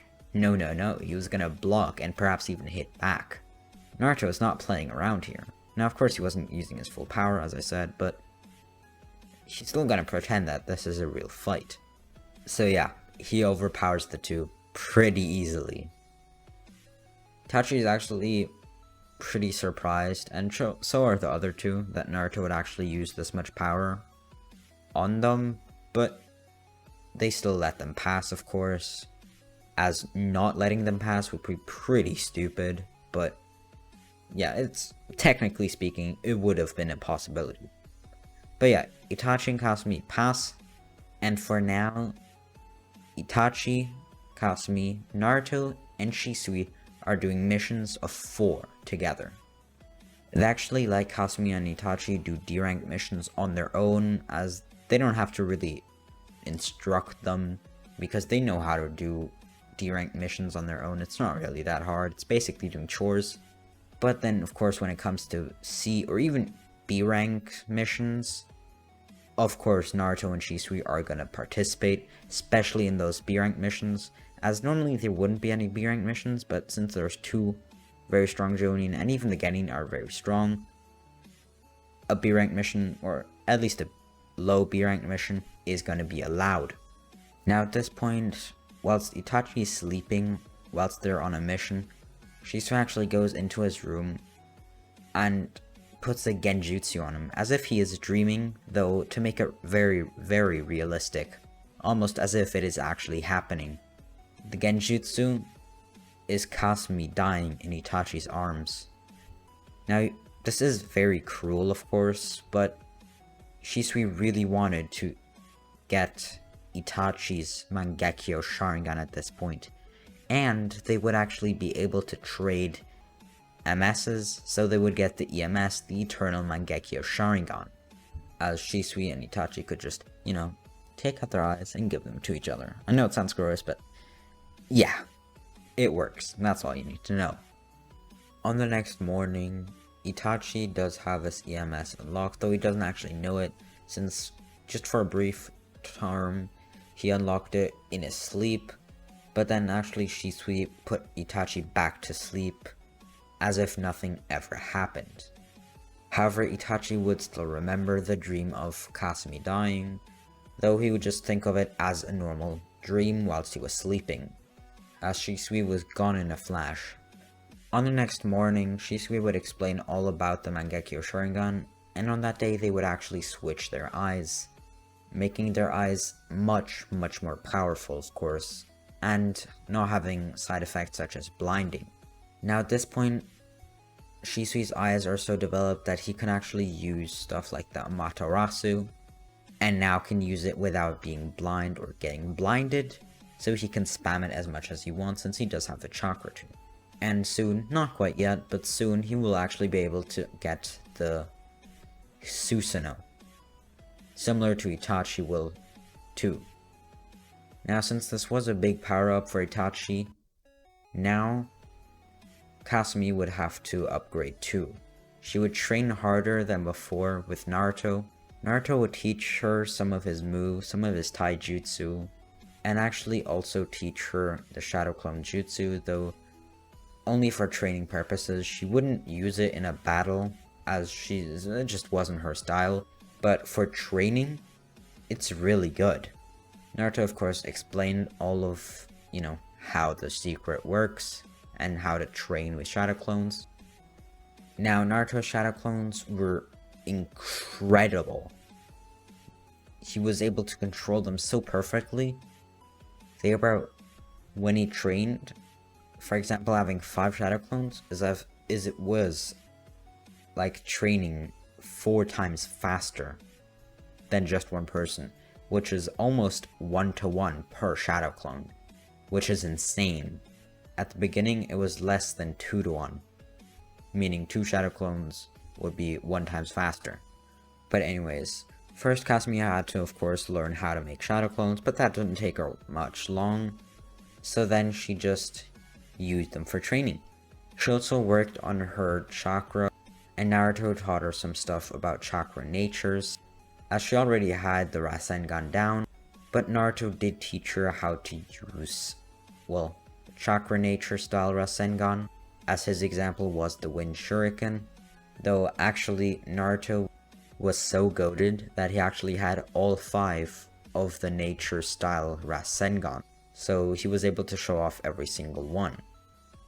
Kasumi first wanted to try Wind too, as Wind had always felt pretty easy for her, and that took her only a few days to train. Then she started the water, and so on. By the way, Minato had also of course learned these, though Naruto was the one to actually invent them, as he was very good at inventing and creating new jutsus, or reforming old ones to make them better or more efficient. Now skipping forward a tiny bit, actually Shisui was confronted by White Zetsu, as Madara had sent Zetsu to try to convince Shisui about their plans. Now since they didn't know of anything that Shisui truly desired to have, they just talked about how he could have as much power as he wanted, could be the leader of his village, and stuff like that, though Shisui denied their offer immediately, as he had all he wanted in Konoha with Naruto. And there was even a girl that he liked, so why would he want something else? Why would he choose a different kind of reality? So Shisui just got the offer to join Zetsu in his mission to fulfill the ultimate genjutsu on the world, the infinite Tsukuyomi, to achieve all his dreams, though Shisui didn't really have any problems with the world as it currently is, except for the war part, which he didn't really like, but all in all, he was pretty happy, which is why he turned down Zetsu's request, or offer, or whatever. Right as Shisui is about to leave and go back to the village after having trained in the forest, Zetsu whispers that he'll regret his decision. Shisui leaves anyways and tells Naruto about what just happened. However, they decide not to inform Minato or anybody else as they know nothing about Madara. Shisui just saw a white Zetsu, who isn't a problem at all. He didn't give off any powerful chakra, he didn't seem menacing, just a messenger. So there wasn't really a problem for now, at least that's what they thought. They continued their day-to-day lives, and Naruto more and more thought that perhaps he should become an Anbu. He liked being fast, but he doesn't want to be seen every time with his yellow hair. He had tried to hide it as much as possible, but unless he covers it completely, that'd be pretty hard with it being bright yellow. But as an Anbu, he could do missions in the shadow. It'd be perfect. He has the speed and strength to match it, so Naruto told Shisui about his idea, and Shisui actually agreed and wanted to do something similar. So they both went to Minato and asked if they could join the Anbu. He thought about it, and they were a little bit young still. I mean, they weren't even 9 years old, so... But he allowed it. He allowed them to join the Anbu. Though they wouldn't be very busy, because they were still being, well, instructors to their 2 students as a 4-man team. However, in about 2 weeks, the Chunin exams would begin, and at this point, Naruto and Shisui could look for, well, I guess you could call it new jobs, because their students would graduate to become Chunin soon, and probably Jonin right after, since they are pretty strong. So after working for 2 weeks as a part-time Anbu and a part-time instructor, Naruto and Shisui were now able to welcome their 2 students into the Chunin exams. Just like Naruto and Shisui, Kasumi and Itachi were going to be a 2-man team, and they absolutely rocked the Chunin exams. The first test was easy, as their confidence could not be swayed. And similar to Naruto and Shisui, they were actually able to answer some questions on their own without having to cheat. Though Itachi, being as sneaky as he is, was actually able to cheat and get all of them correct. Then in the second round, with their speed, they're easily able to counter a team even when they're outmatched in numbers. As their opponents have 3 members while they only have 2, they still outmatch them easily in strength and speed, take their scroll, and win as the first team finishing. Then in the finals, which are held 1 month later, they dominate, Itachi becoming first place and of course a Chunin, and Kasumi having a very close fight in the finals with Itachi, getting second place but also still the rank of Chunin. Both are seen as the next prodigies of Konoha. And whilst of course Naruto and Shisui haven't been forgotten at all actually, there's kind of a new spotlight on Kasumi and Itachi. And whilst they're not the next generation of shinobi, they are the next ones to rise up and become something great. But now, as their 2 students are officially Chunin, Naruto and Shisui can retire as instructors and become Anbu as they wanted. They enhance their skills of more sneaky stuff that an Anbu could use. Detection, chakra control, speed, silence, staying hidden, and much more. They do missions from Minato himself. However, there is still the other branch, Danzo's Anbu. Some Anbu are even intertwined in the 2 groups and follow orders made by Minato as well as Danzo. So the barrier is kind of a gray zone, but there is definitely 2 opposing sides, and the leaders, being Minato and Danzo, both know that. Now, a little bit later, after Shisui and Naruto joined the Anbu, Kakashi joined the Anbu too. He was very successful in what he did, and by the way, the reason he joined the Anbu this time was not because of the sadness and sorrow that he felt from, Rin and Obito's death, as that was the original reason he joined in canon. In the story, well, she mostly was bored. She wanted something new, a new thrill. The war had been over, and he didn't want to become an instructor later on. He wanted something different. And he respected the Anbu very much for what they did for the village, and found them pretty cool, as they did very important missions. Some even more important than the ones that Jonin were doing. So Kakashi wanted to join the Anbu, and of course Minato let him, as he knew Kakashi had more than enough of the skills he needed to. So Kakashi was very successful in the Anbu, though not quite as successful as Naruto and Shisui were. Only 3 months after they joined the Anbu, Naruto and Shisui single-handedly turned around the unofficial war between the Anbu, giving Minato's side, the Black Ops, much more power. And Naruto and Shisui were single-handedly basically ruling the Anbu, being a leader and inspiration to all of them. Outside of missions though, Naruto and Shisui never talked to any Anbu, as they thought that it would just get in the way of their missions and doesn't really fit for an Anbu.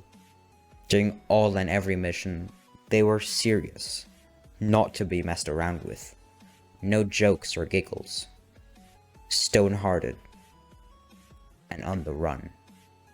More and more of the Anbu in the route considered becoming one of the Black Ops, the ones under Minato's rule, as they seemed just better.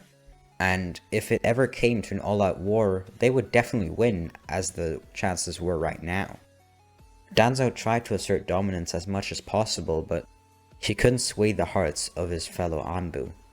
So some of them straight up left the route and joined Minato. Some of them just didn't want to take orders from Danzo anymore. And some of them just didn't show up to when missions were supposed to be made or done. This was a huge problem, and the route was falling apart internally. However, it wasn't completely broken yet, as it still had over half of the members initially. It had about 65%, which, don't get me wrong, still a lot of them left, but there were still quite a few left in the route. So it wasn't that the war between the two factions was over, but the powers had definitely shifted. Minato's side of the Anbu had 3 very young but incredibly powerful Anbu. One, the Hokage's kid, a legend, even amongst Jonin. One, a prodigy of the Uchiha clan, already having the internal Mangekyo Sharingan at not even 9 years old. And then Kakashi Hatake, the last remaining Hatake. Having become a Jonin at a very young age, he was a legend too. A little older than the 2 previous ones, being Naruto and Shisui, but still pretty young for what he was doing.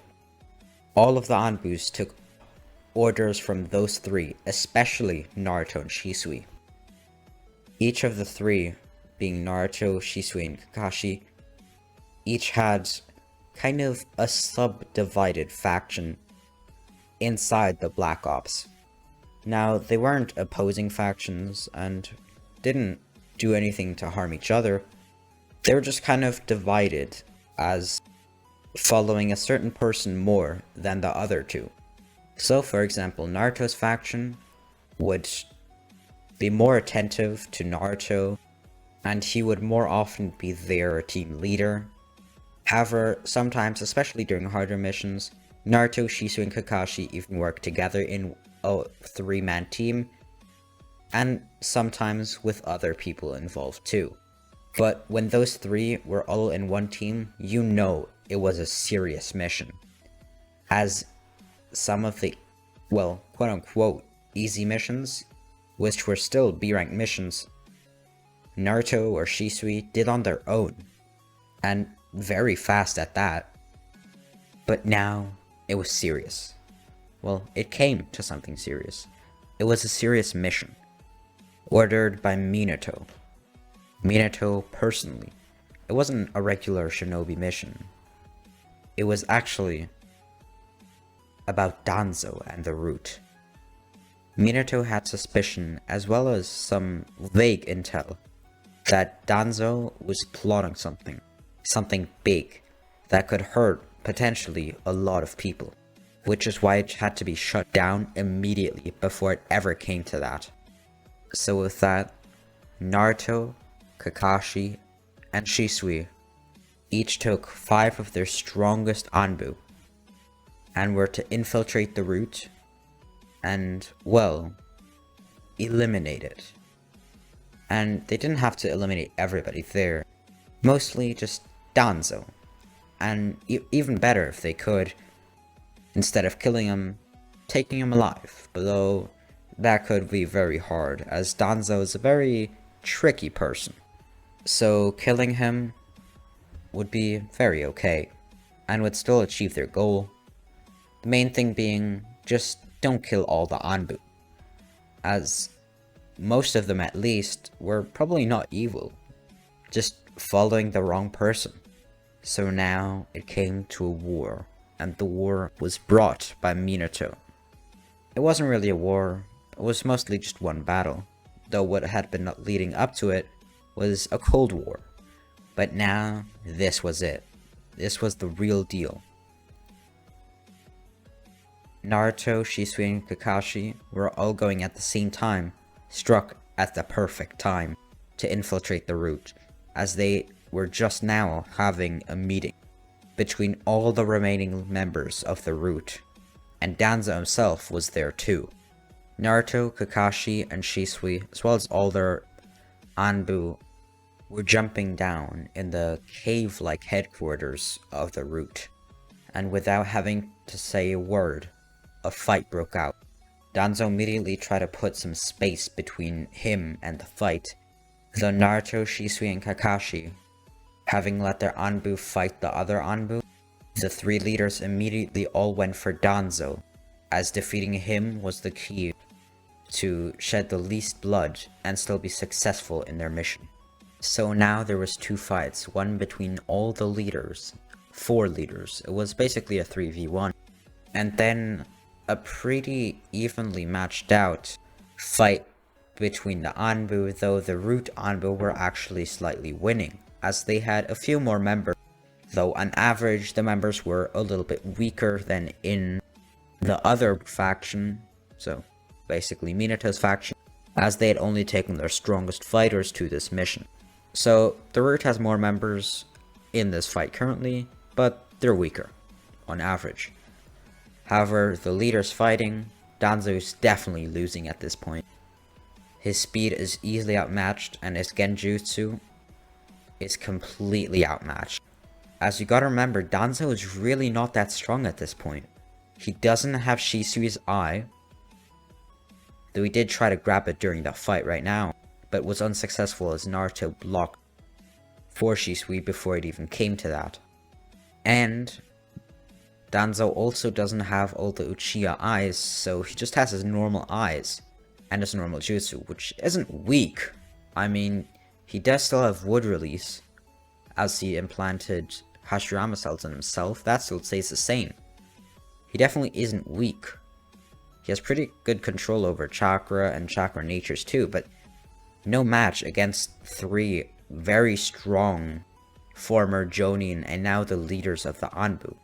Especially Naruto and Shisui, who are working in a team and absolutely annihilating Danzo, blocking his attacks and hitting them back 5 times as powerful. And after only 2 minutes of fighting, Danzo is on the ground, crying for mercy, though Kakashi doesn't give it to him. Kakashi eliminates Danzo. Now the reason for this is, while she isn't too depressed and cold because of Obito and Rin's death, he still had to grow up pretty fast and become a shinobi at a very young age, as his father did still commit suicide. And Danzo was kind of a symbol for Kakashi, a symbol to do similar things that his father did, and then get discriminated for prioritizing lives over missions. So Danzo was basically the embodiment of what Kakashi hated most, which is why Kakashi took it upon himself to finish the job.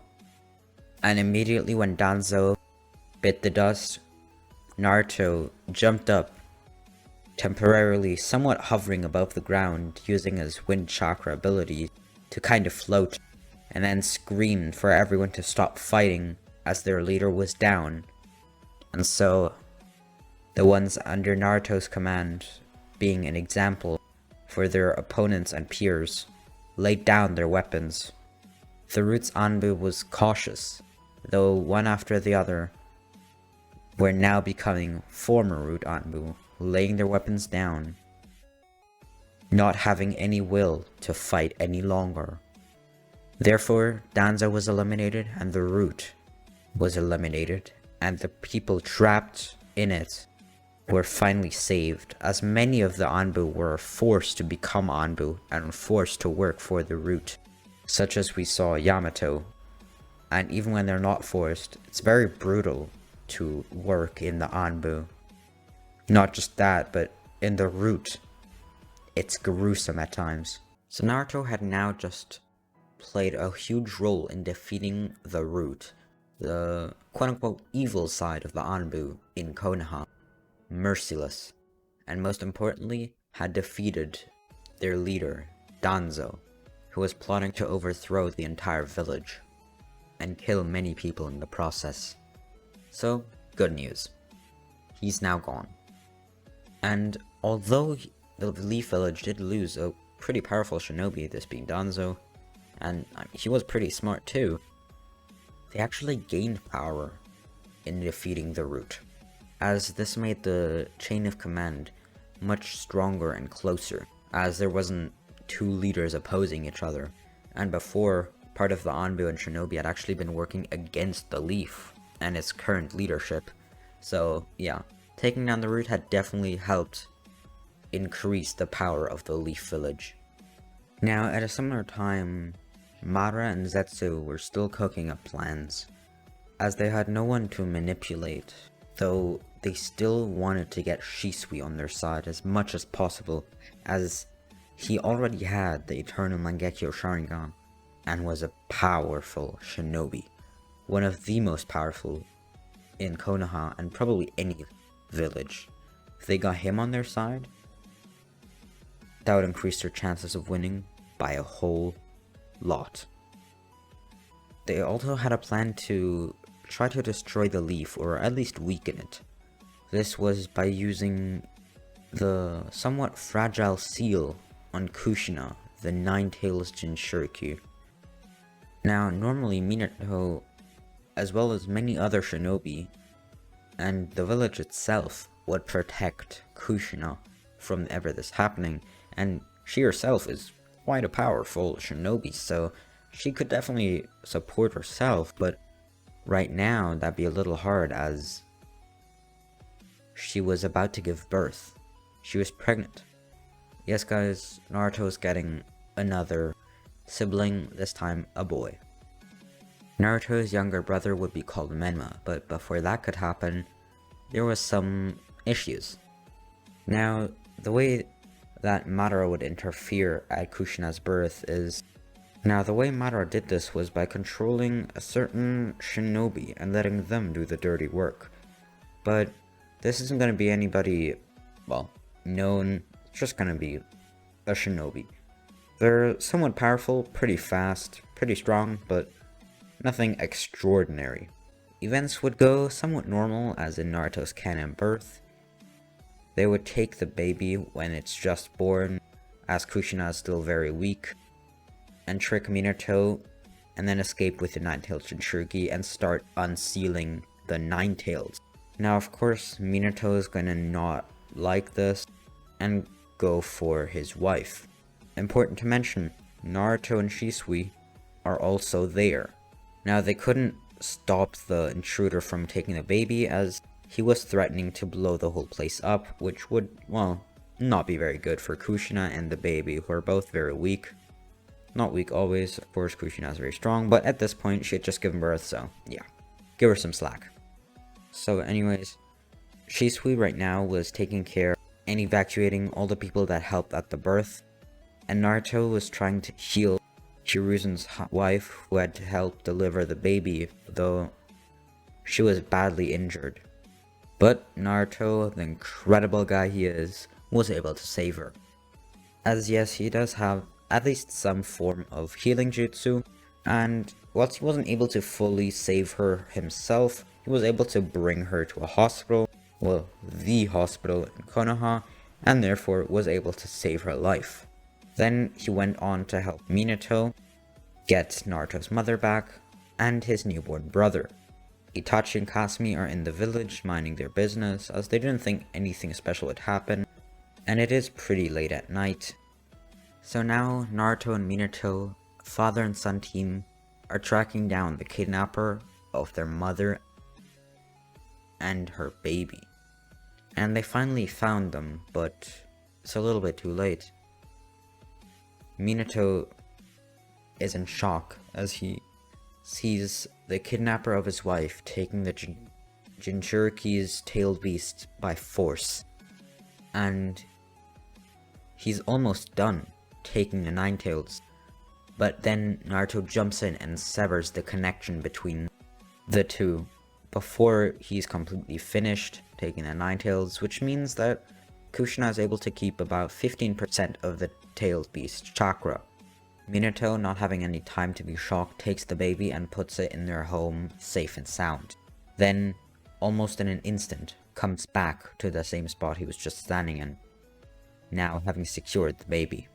Minato goes to his wife as Naruto's facing off with the kidnapper, and they're about to start fighting.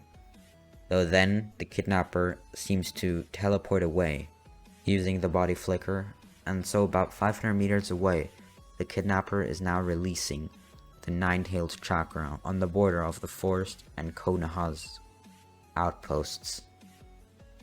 So, the Nine-Tails isn't at its full strength, but 85% still good enough. That's a lot of chakra, as he is the most powerful tailed beast, so it's definitely gonna be enough. Now you might wonder, how is the Nine-Tails controlled here if the kidnapper isn't an Uchiha, because he isn't. But the plan was that Madara actually gave his Mangekyo Sharingan to the kidnapper, and at the same time put a Genjutsu under him so that he would return Madara's eyes. So basically, the kidnapper took a loan of Madara's eyes. That's Naruto for you. Anyways, so the kidnapper, at least temporarily, whilst not having a good control over the Sharingan, can actually control the Nine-Tails with the Eternal Mangekyo Sharingan from Madara, and sends it to kill everybody in the Leaf Village and destroy the village. Now Minato is facing off with Kurama the Nine-Tails. Meanwhile, Naruto is facing off with the kidnapper, and they have a simultaneous fight. Minato defending the village, and Naruto stopping further damages by taking the problem at its root. Both strategies and both battles are necessary to keep everyone safe, as even if they defeat the Nine-Tails, what if the kidnapper has another ace up his sleeve? You never know. So, both of the battles begin at the same time. However, Naruto easily outmatches the kidnapper due to the massive chakra loss he had taken, not only from using the Mangekyo Sharingan, but also from having to unseal the Nine-Tails, and basically take his chakra and release it again, which does take a toll on his body. Therefore, Naruto is easily able to annihilate the kidnapper and win the battle, afterwards joining Minato in the fight against Kurama. Here, Shisui is already at the scene, and now they're fighting 3 against 1. The 3 most powerful shinobi in the Leaf Village, and probably the 3 most powerful shinobi anywhere, fighting against the Nine-Tails, the most powerful tailed beast. This was truly a battle of legends. Or you could say a battle between 3 gods and 1 devil, a demon. However, Minato was almost single-handedly able to hold back Kurama, though he was fast losing his chakra, as Kurama had much more chakra than any shinobi. But now, with the help of two incredibly powerful Jonin, and I guess also Anbu, they were easily overpowering the tailed beast, and were able to deal combo attacks, especially Shisui and Naruto, who were a dream duo when it came to fighting together. They pushed the Ninetales into a corner, and Shisui was able to release the genjutsu put on the Ninetales with his own genjutsu, basically negating the genjutsus, as you gotta remember, he also has the EMS, the Eternal Mangekyo Sharingan, so he was able to undo the first genjutsu, making Kurama somewhat tame. This allowed the three shinobi to seal the Ninetales without having to sacrifice their lives for it, as Kurama wasn't really holding back and fighting back any longer. The only problem was, where should they seal it? And Naruto offered himself up, as he didn't think much of it, and he would gladly take responsibility if it meant saving people, and saving the whole village as well. Whilst Naruto was still pretty young, he was a heroic child and shinobi, a kind-hearted one, and even though he was very reluctant to seal the Ninetales into his own son, Minato agreed, and Shisui helped out with the Sharingan, further controlling the Ninetales chakra, and therefore 85% of the Ninetales chakra was now inside of Naruto, 15% inside of Kushina. By the way, also Kushina is now at a hospital too, and she will quite easily survive this, as she does have some of the Ninetales chakra left, which allows her to survive, and her injuries themselves, the physical ones, aren't that bad either, so after a few days of rest, she'll be more than fine. However, the thing to worry about now is Naruto, and how he'll deal with being a Jinchuriki. News spread fast that Naruto, Minato, and Shisui were able to contain the Ninetales and reseal him into a new, young, and powerful shinobi that could control the Ninetales. This was none other than Naruto Namikaze. And whilst a lot of the people were reluctant to believe this even, some feared what Naruto might become under the influence of the Ninetales. However, as the Ninetales in the story didn't hurt as many people, as Shisui and Naruto were helping and contain the Ninetales, not that many people died. Actually, only a handful of people actually died, and very few buildings got destroyed. Therefore, the village didn't take that much of a hit. It was more of an emotional hit. So, after a week, people noticed that Naruto didn't really change after having gotten a Ninetales, so they didn't think much of it any longer. There was no rule to not talk about the Ninetales, as everyone knew it, so it wasn't a forbidden topic. Naruto's younger brother now flourished as a normal baby, with loving parents, siblings, and familiars. And whilst they were still very young, Naruto and Itachi's younger brother Sasuke developed a very close, friendly relationship too, similar to their older brothers. So now Shisui was the only one without a little brother, and he was missing out on all the fun. Now, Naruto and Shisui continued to have regular shinobi missions, of course still under the rank of Anbu, so very sneaky kind of missions, and they kept the peace between villages and in the entire land of fire. With time moving on, their powers only increased, and their reputations did too. They became living, breathing gods, so young, yet on the power level of Kages. Already at 9 years old, they had students who had now also become Jonin. And on the side note, Naruto had actually kind of developed feelings for someone. Before going into further detail about Naruto's lover, there's gonna be a time skip, and actually it's gonna be a pretty big one, of 2 years, this making Naruto 11 years old. Itachi's now 9 years old, so's Naruto's younger sister by the way, though she's about 9.5. And Sasuke, who isn't very important to the story, is now 3 years old. Actually, a little less, but it's not important. Anyways, so Naruto's lover is about Naruto's age, a tiny bit younger, actually, and her name is Naomi Uchiha. They met each other through Shisui, as they were both pretty close to Shisui, though of course Naruto and Shisui were homies, you know, best friends basically since birth. But of course Shisui also had some other friends, and so Naomi and Naruto met, and they had a special connection. So you can imagine what happened.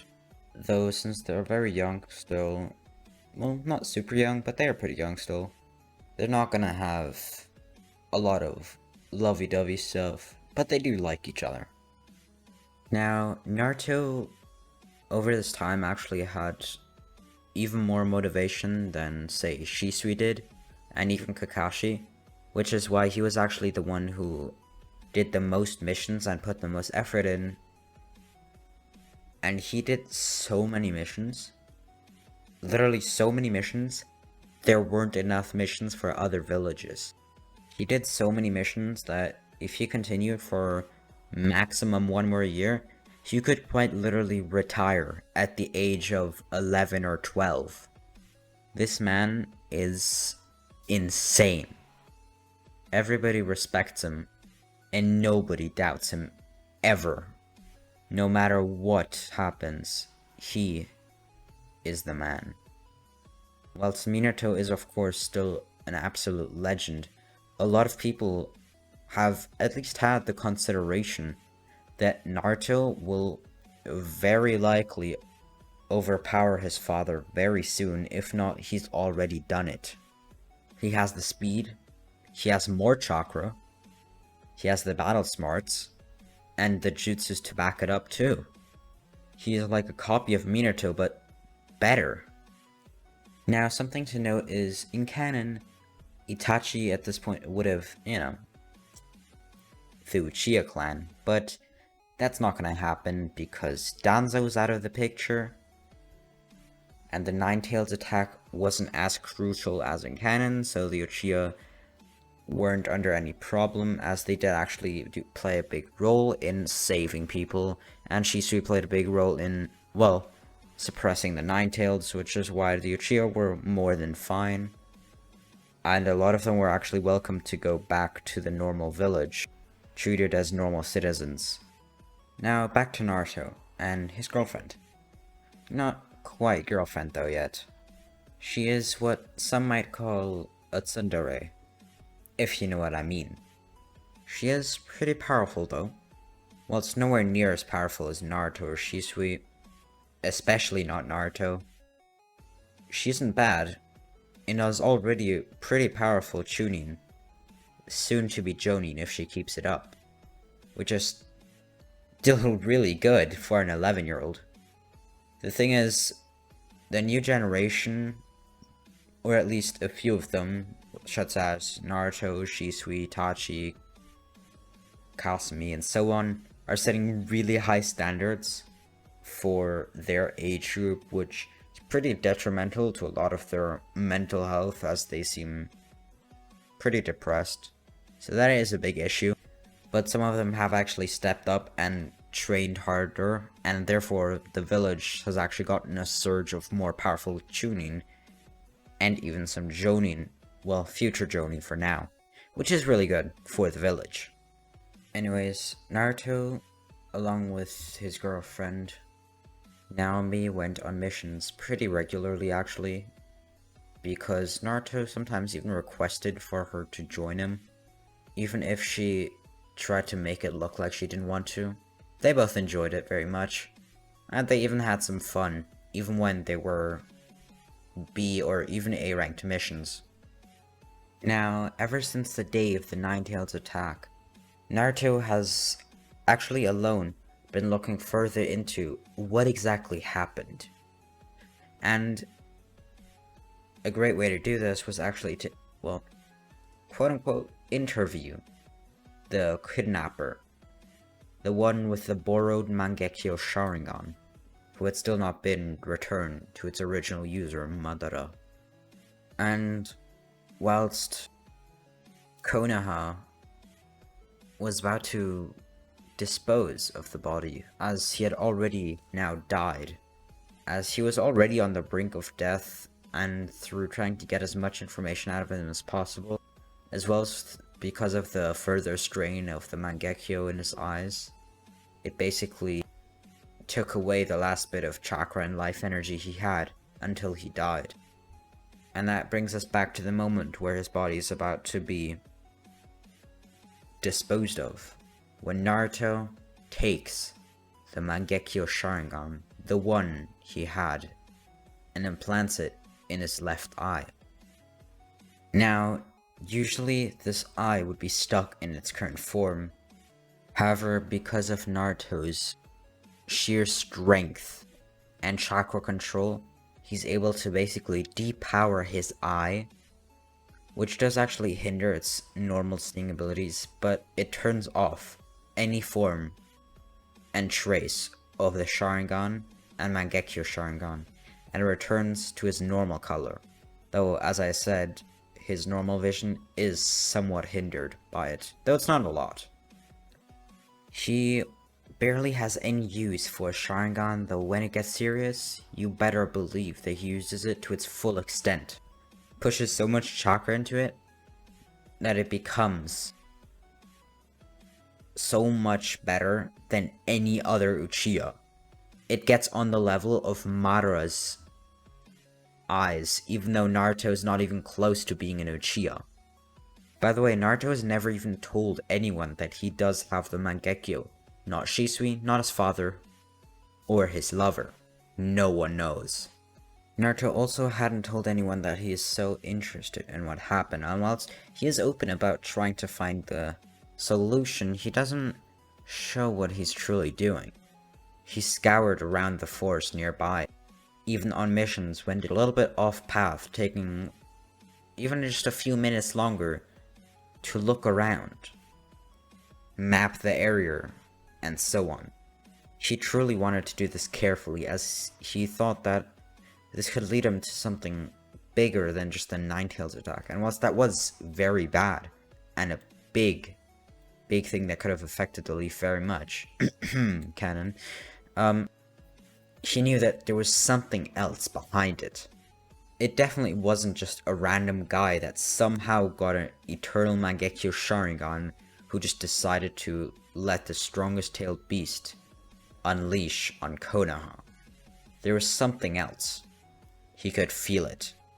It became almost a sick obsession of his, until he found something. It was a cave that had previously been used as likely a meeting spot for somebody. He still felt chakra stains. One of them with a powerful dojutsu, even more powerful than any form of the Sharingan. Naruto followed the trail, but it left, and there was nothing afterwards. However, this was the closest he's ever gotten to anything. It was a big milestone.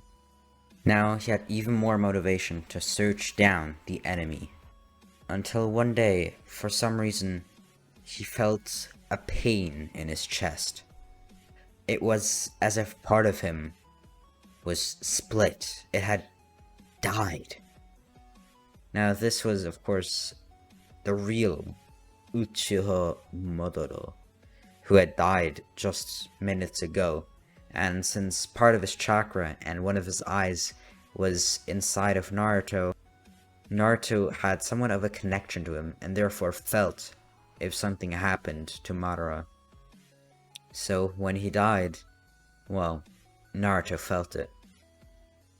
It was a very bad pain, actually. He almost passed out. as it truly felt like he was dying along with Madara, though of course, he had no long-term damage. However, even though this happened, and it was a minor setback, Naruto continued to hunt for the enemy, until he thought about an organization named the Akatsuki. It had been active for a few years now, and was known as the strongest and deadliest organization far and wide, likely powerful enough to take down more than one shinobi village, therefore classed as SS plus rank, as not even a single team of shinobi, a team being up to 10 people, could capture or destroy the Akatsuki. This would take perhaps an entire village, and even then, the odds are against them. The Akatsuki was truly a menacing force, with powers unrivaled and unmatched by anyone. However, as the Akatsuki was getting more and more active, Minato had considered them fighting against the Akatsuki, as now, more than ever, they had strong fighters, though perhaps in a few more years they'd be even better off, as people from Naruto's generation and even younger would become more powerful and turn into actually really good fighters, as they still needed time. They were young children, but if they were as old and experienced as the other shinobi, well, it'd be a whole different story. They would easily win, right? Right? Whatever, even if they weren't going to full out attack the Akatsuki, they would have to watch them, spectate their every single move, and look at what they're doing. Perhaps find out their hideouts, check their plans, their strategies. If we want to stop them, we need to destroy them from the inside. Minato had a solid plan, though it would take at least a year to complete. Naruto and Shisui single-handedly were sent off to do separate missions. Shisui sent off to gather information about the hideouts of the Akatsuki, and even if he just found one, that'd be a successful mission, as it was extremely hard to find anything about them.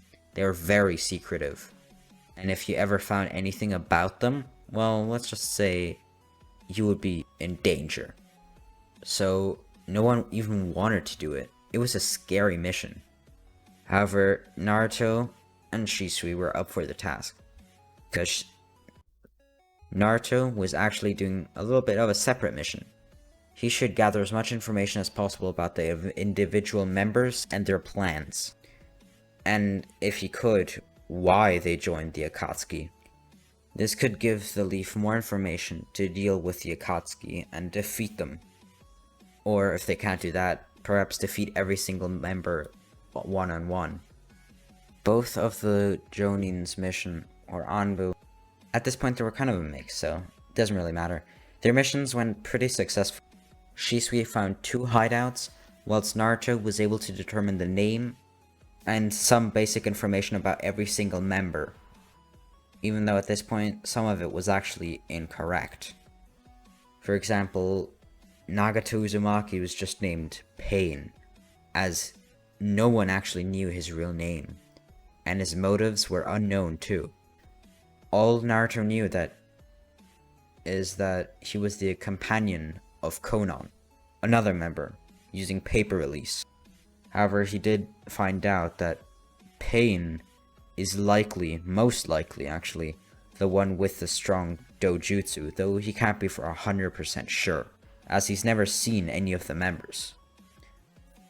So, their missions went well, and that gave more motivation for other shinobi. First, it was their close friends, like Naruto's lover, and Itachi wanted to go along. Naruto's younger sister did too, and then more and more older Jonin and powerful Chunin wanted to tag along too, and more missions went. Gain information, practiced teamwork formations, They were more prepared than ever and had all the information necessary. It would be a hard fight, but this was the best chances that they could ever hope for. By the way, if you do want to join my Discord, it's in the description. Let's get into the video. The Leaf is now prepared to fight to the very end and win their peace back once and for all, as the Akatsuki had been recruiting new members and getting stronger and stronger, so shutting them down right now would probably be the best and easiest method to defeating the strongest group of rogue shinobi, the Akatsuki. The shinobi of the Leaf have been getting stronger and stronger, gathering information and strength, training like there's no tomorrow, and some of them were even preparing to sacrifice their lives to win this fight, as every single one of them knows that the Nine Tails attack could have gone very, very different, and if the Akatsuki has more of those kind of plans up their sleeves, then they would have to be shut down immediately. Else, the village, no, the whole world would be in trouble. Now their preparations were almost complete, and most of the shinobi were ready for the fight of their lives. Not really though, since they did have a major war a few years ago, but we're gonna ignore that for now. It was a big fight. Anyways, all of the Anbu were ready to fight. Defenses were wrapped up to the maximum, so if the Akatsuki tried to take the Konoha, the Leaf Village, off guard, they'd be prepared too. All of the possible prerequisites were met. There was no way Konoha could lose at this point. However, Naruto was preparing himself to fight alone, just in case, as any attack that would hinder the other fighters, he would easily dodge, survive, or block. So he was ready to fight till the very end, alone. Or perhaps with somebody else like Kakashi, if they were able to, or his father. Though those powerful shinobi would likely stay in the village to protect it whilst most of the other shinobi are gone fighting, as to not leave Konoha without any defenses, as other villages or even other rogue shinobi would have an easy time taking over the entire village. They gathered up all the fighters to motivate but also make a plan. However, one crucial person was missing: Naruto. Where could he have been? Well, he was actually training in the forest, but then something weird happened. He was just practicing regular stuff, throwing shuriken, stuff like that, just basic, and getting him in the zone, in the right mindset for a battle. But all of a sudden, a figure came from behind, through the shadows. It was the tailless-tailed beast, Kisame, here to grab the nine-tailed Jinchuriki for the plan, as having Naruto alone was the best thing that could have happened. So he initiated a fight without even wanting to talk. However, bit by bit, Naruto gained ground after being shocked at the beginning that somebody would fight with him, especially somebody from the Akatsuki right now under these circumstances. Kisame tried to get Naruto's chakra from the Nine-Tails with his sword, so he didn't have to technically beat Naruto completely, he would just have to drag out the fight and let a sword do the work. But since Naruto saw this, he tried all sorts of things with his Mangekyo Sharingan.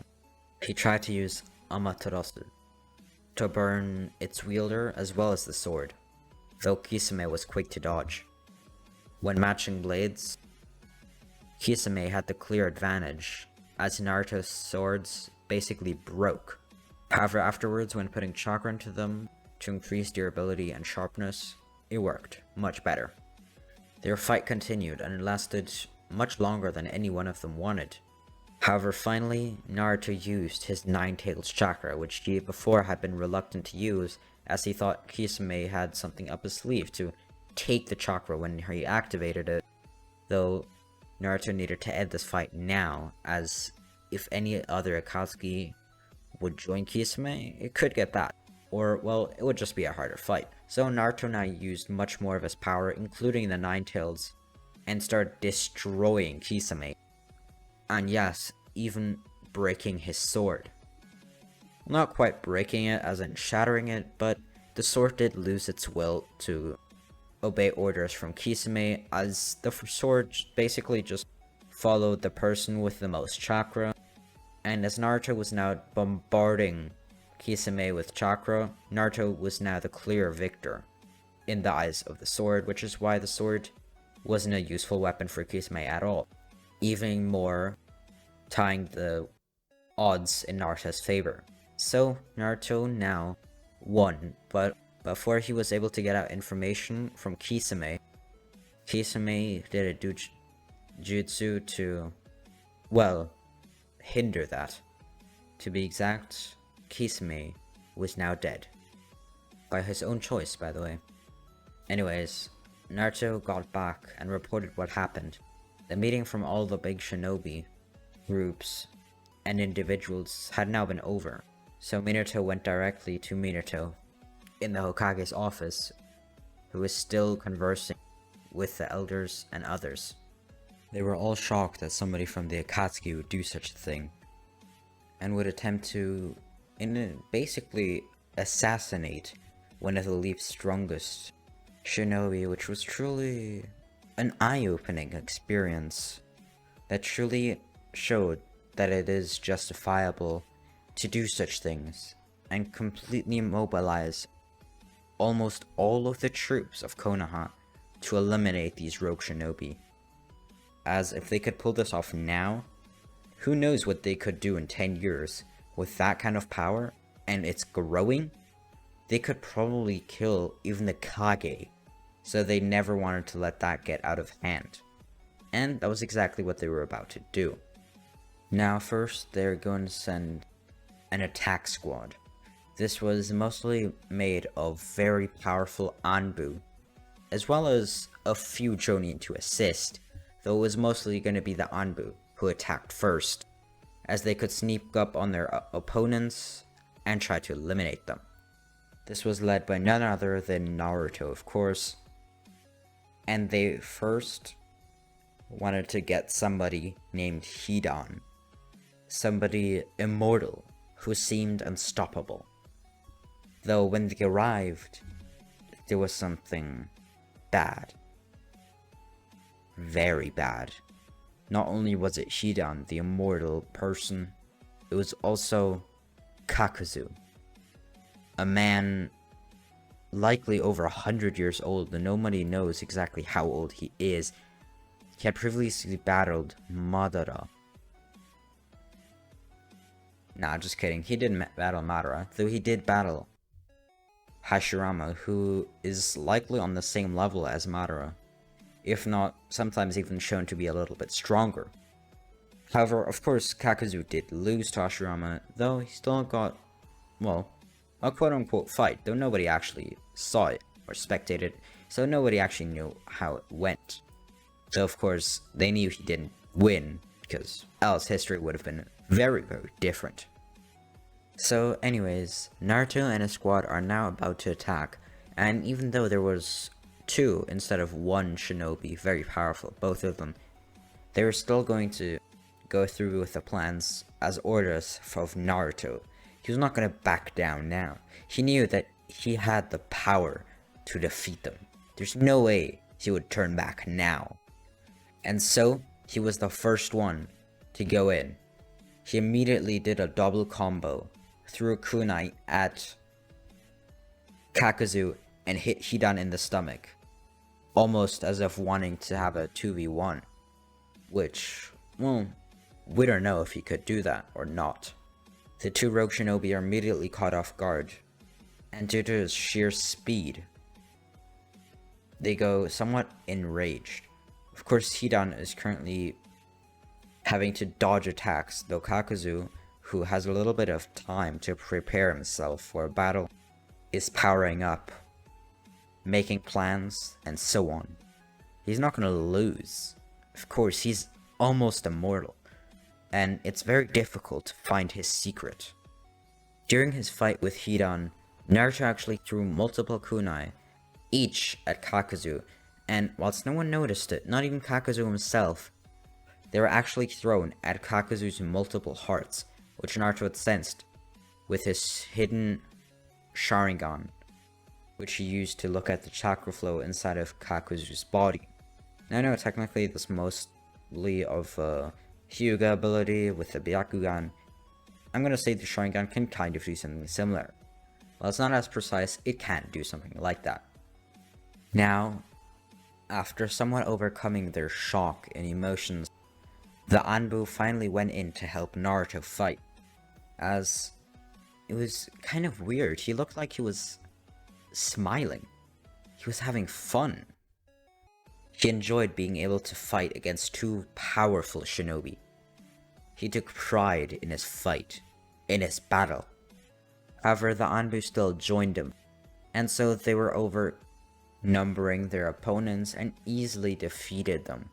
However, it was a little bit tricky as those opponents weren't the normal ones.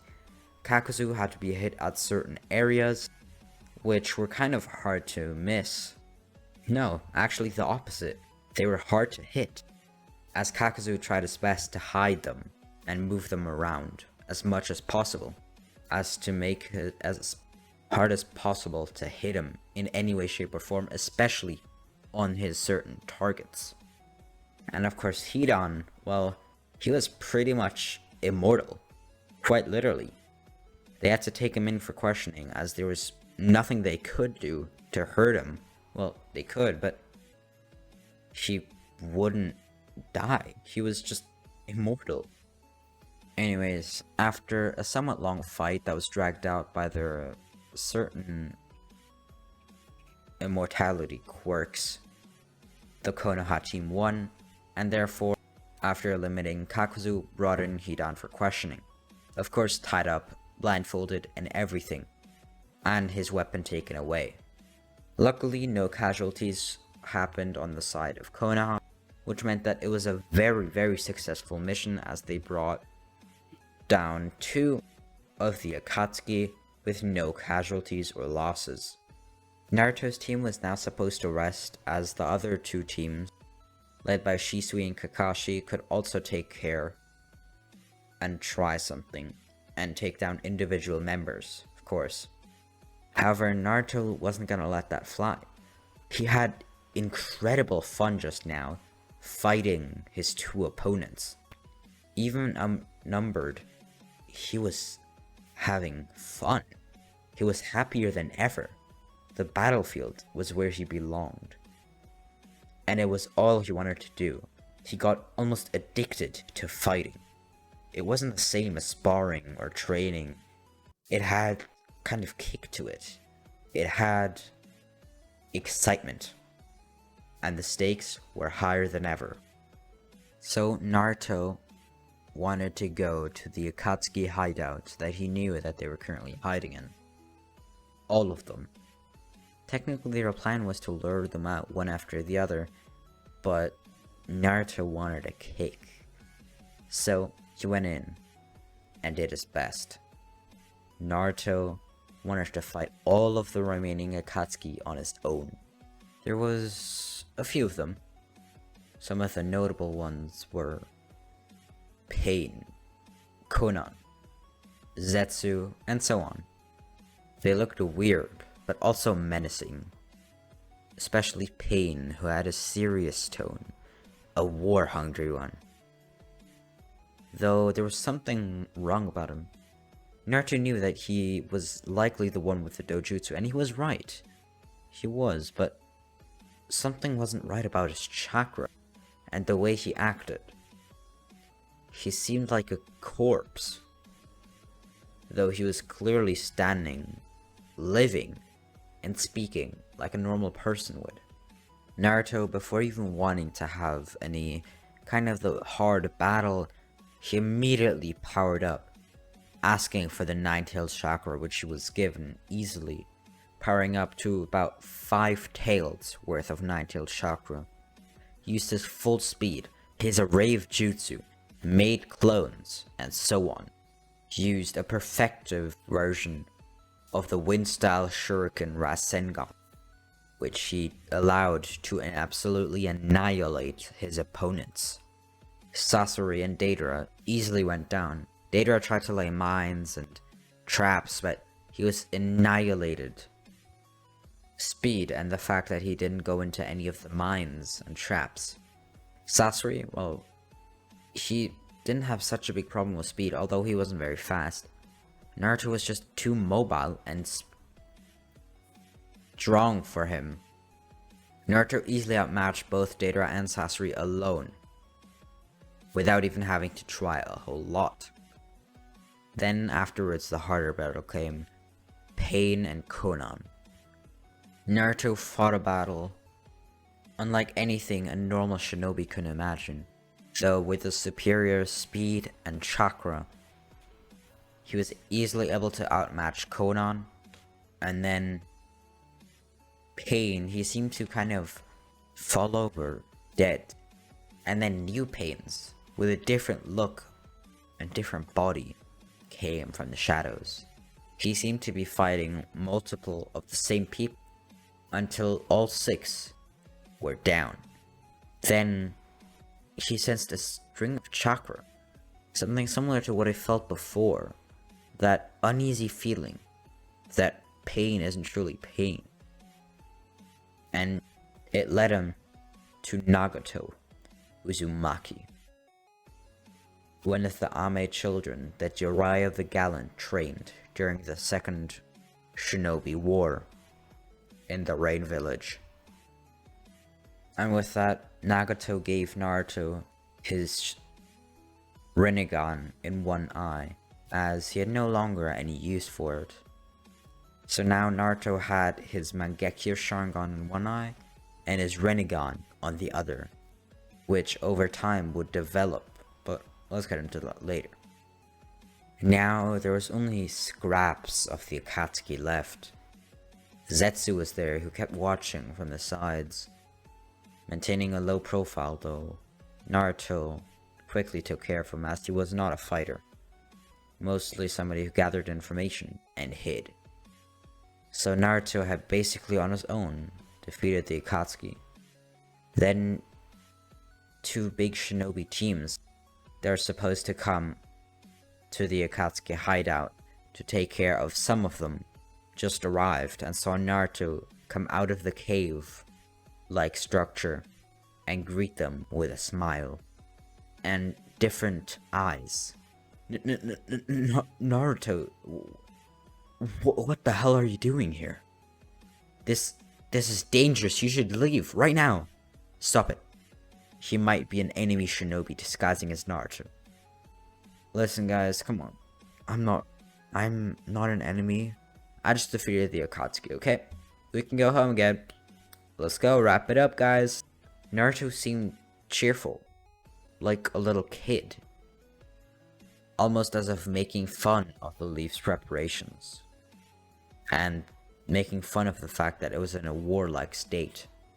Now having fought most of the Akatsuki on his own, well, he thought that it wasn't really necessary for all this preparation just for the small rogue shinobi group.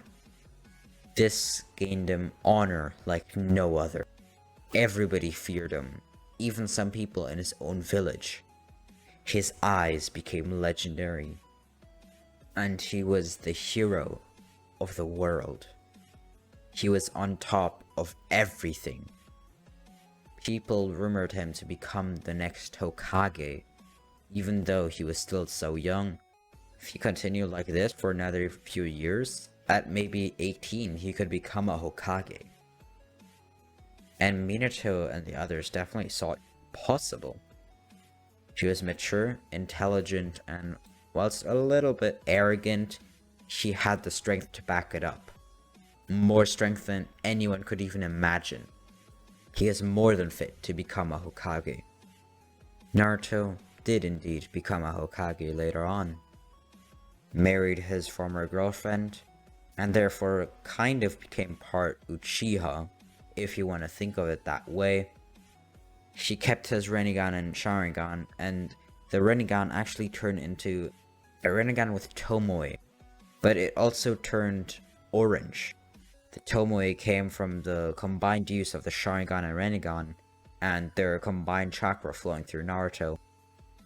However, the orange, yellowish color came from the Nine-Tails. He affected Naruto's chakra flow and his chakra in total, and he was a big part of Naruto's chakra reserves. Therefore, his chakra in his eyes changed color, making his Rinnegan an orange-like one, with Tomoe in it. He was definitely the strongest shinobi anyone had ever met who is currently alive. Stronger than Madara, stronger than Hashirama. He was a god of shinobi. And he became the 5th Hokage too, becoming even more legendary than any of the Sannin or previous Hokage were in Madara. Some said he was the next Sage of Six Paths. Some said he was even greater. Some said he was a god from heaven. He was the ultimate shinobi. That's where I'm going to leave off the video today. I hope you enjoyed. Make sure to like, subscribe, and I'll see you in the next one. This was a great series. Hope you enjoyed. I'll see you in the next one. Peace.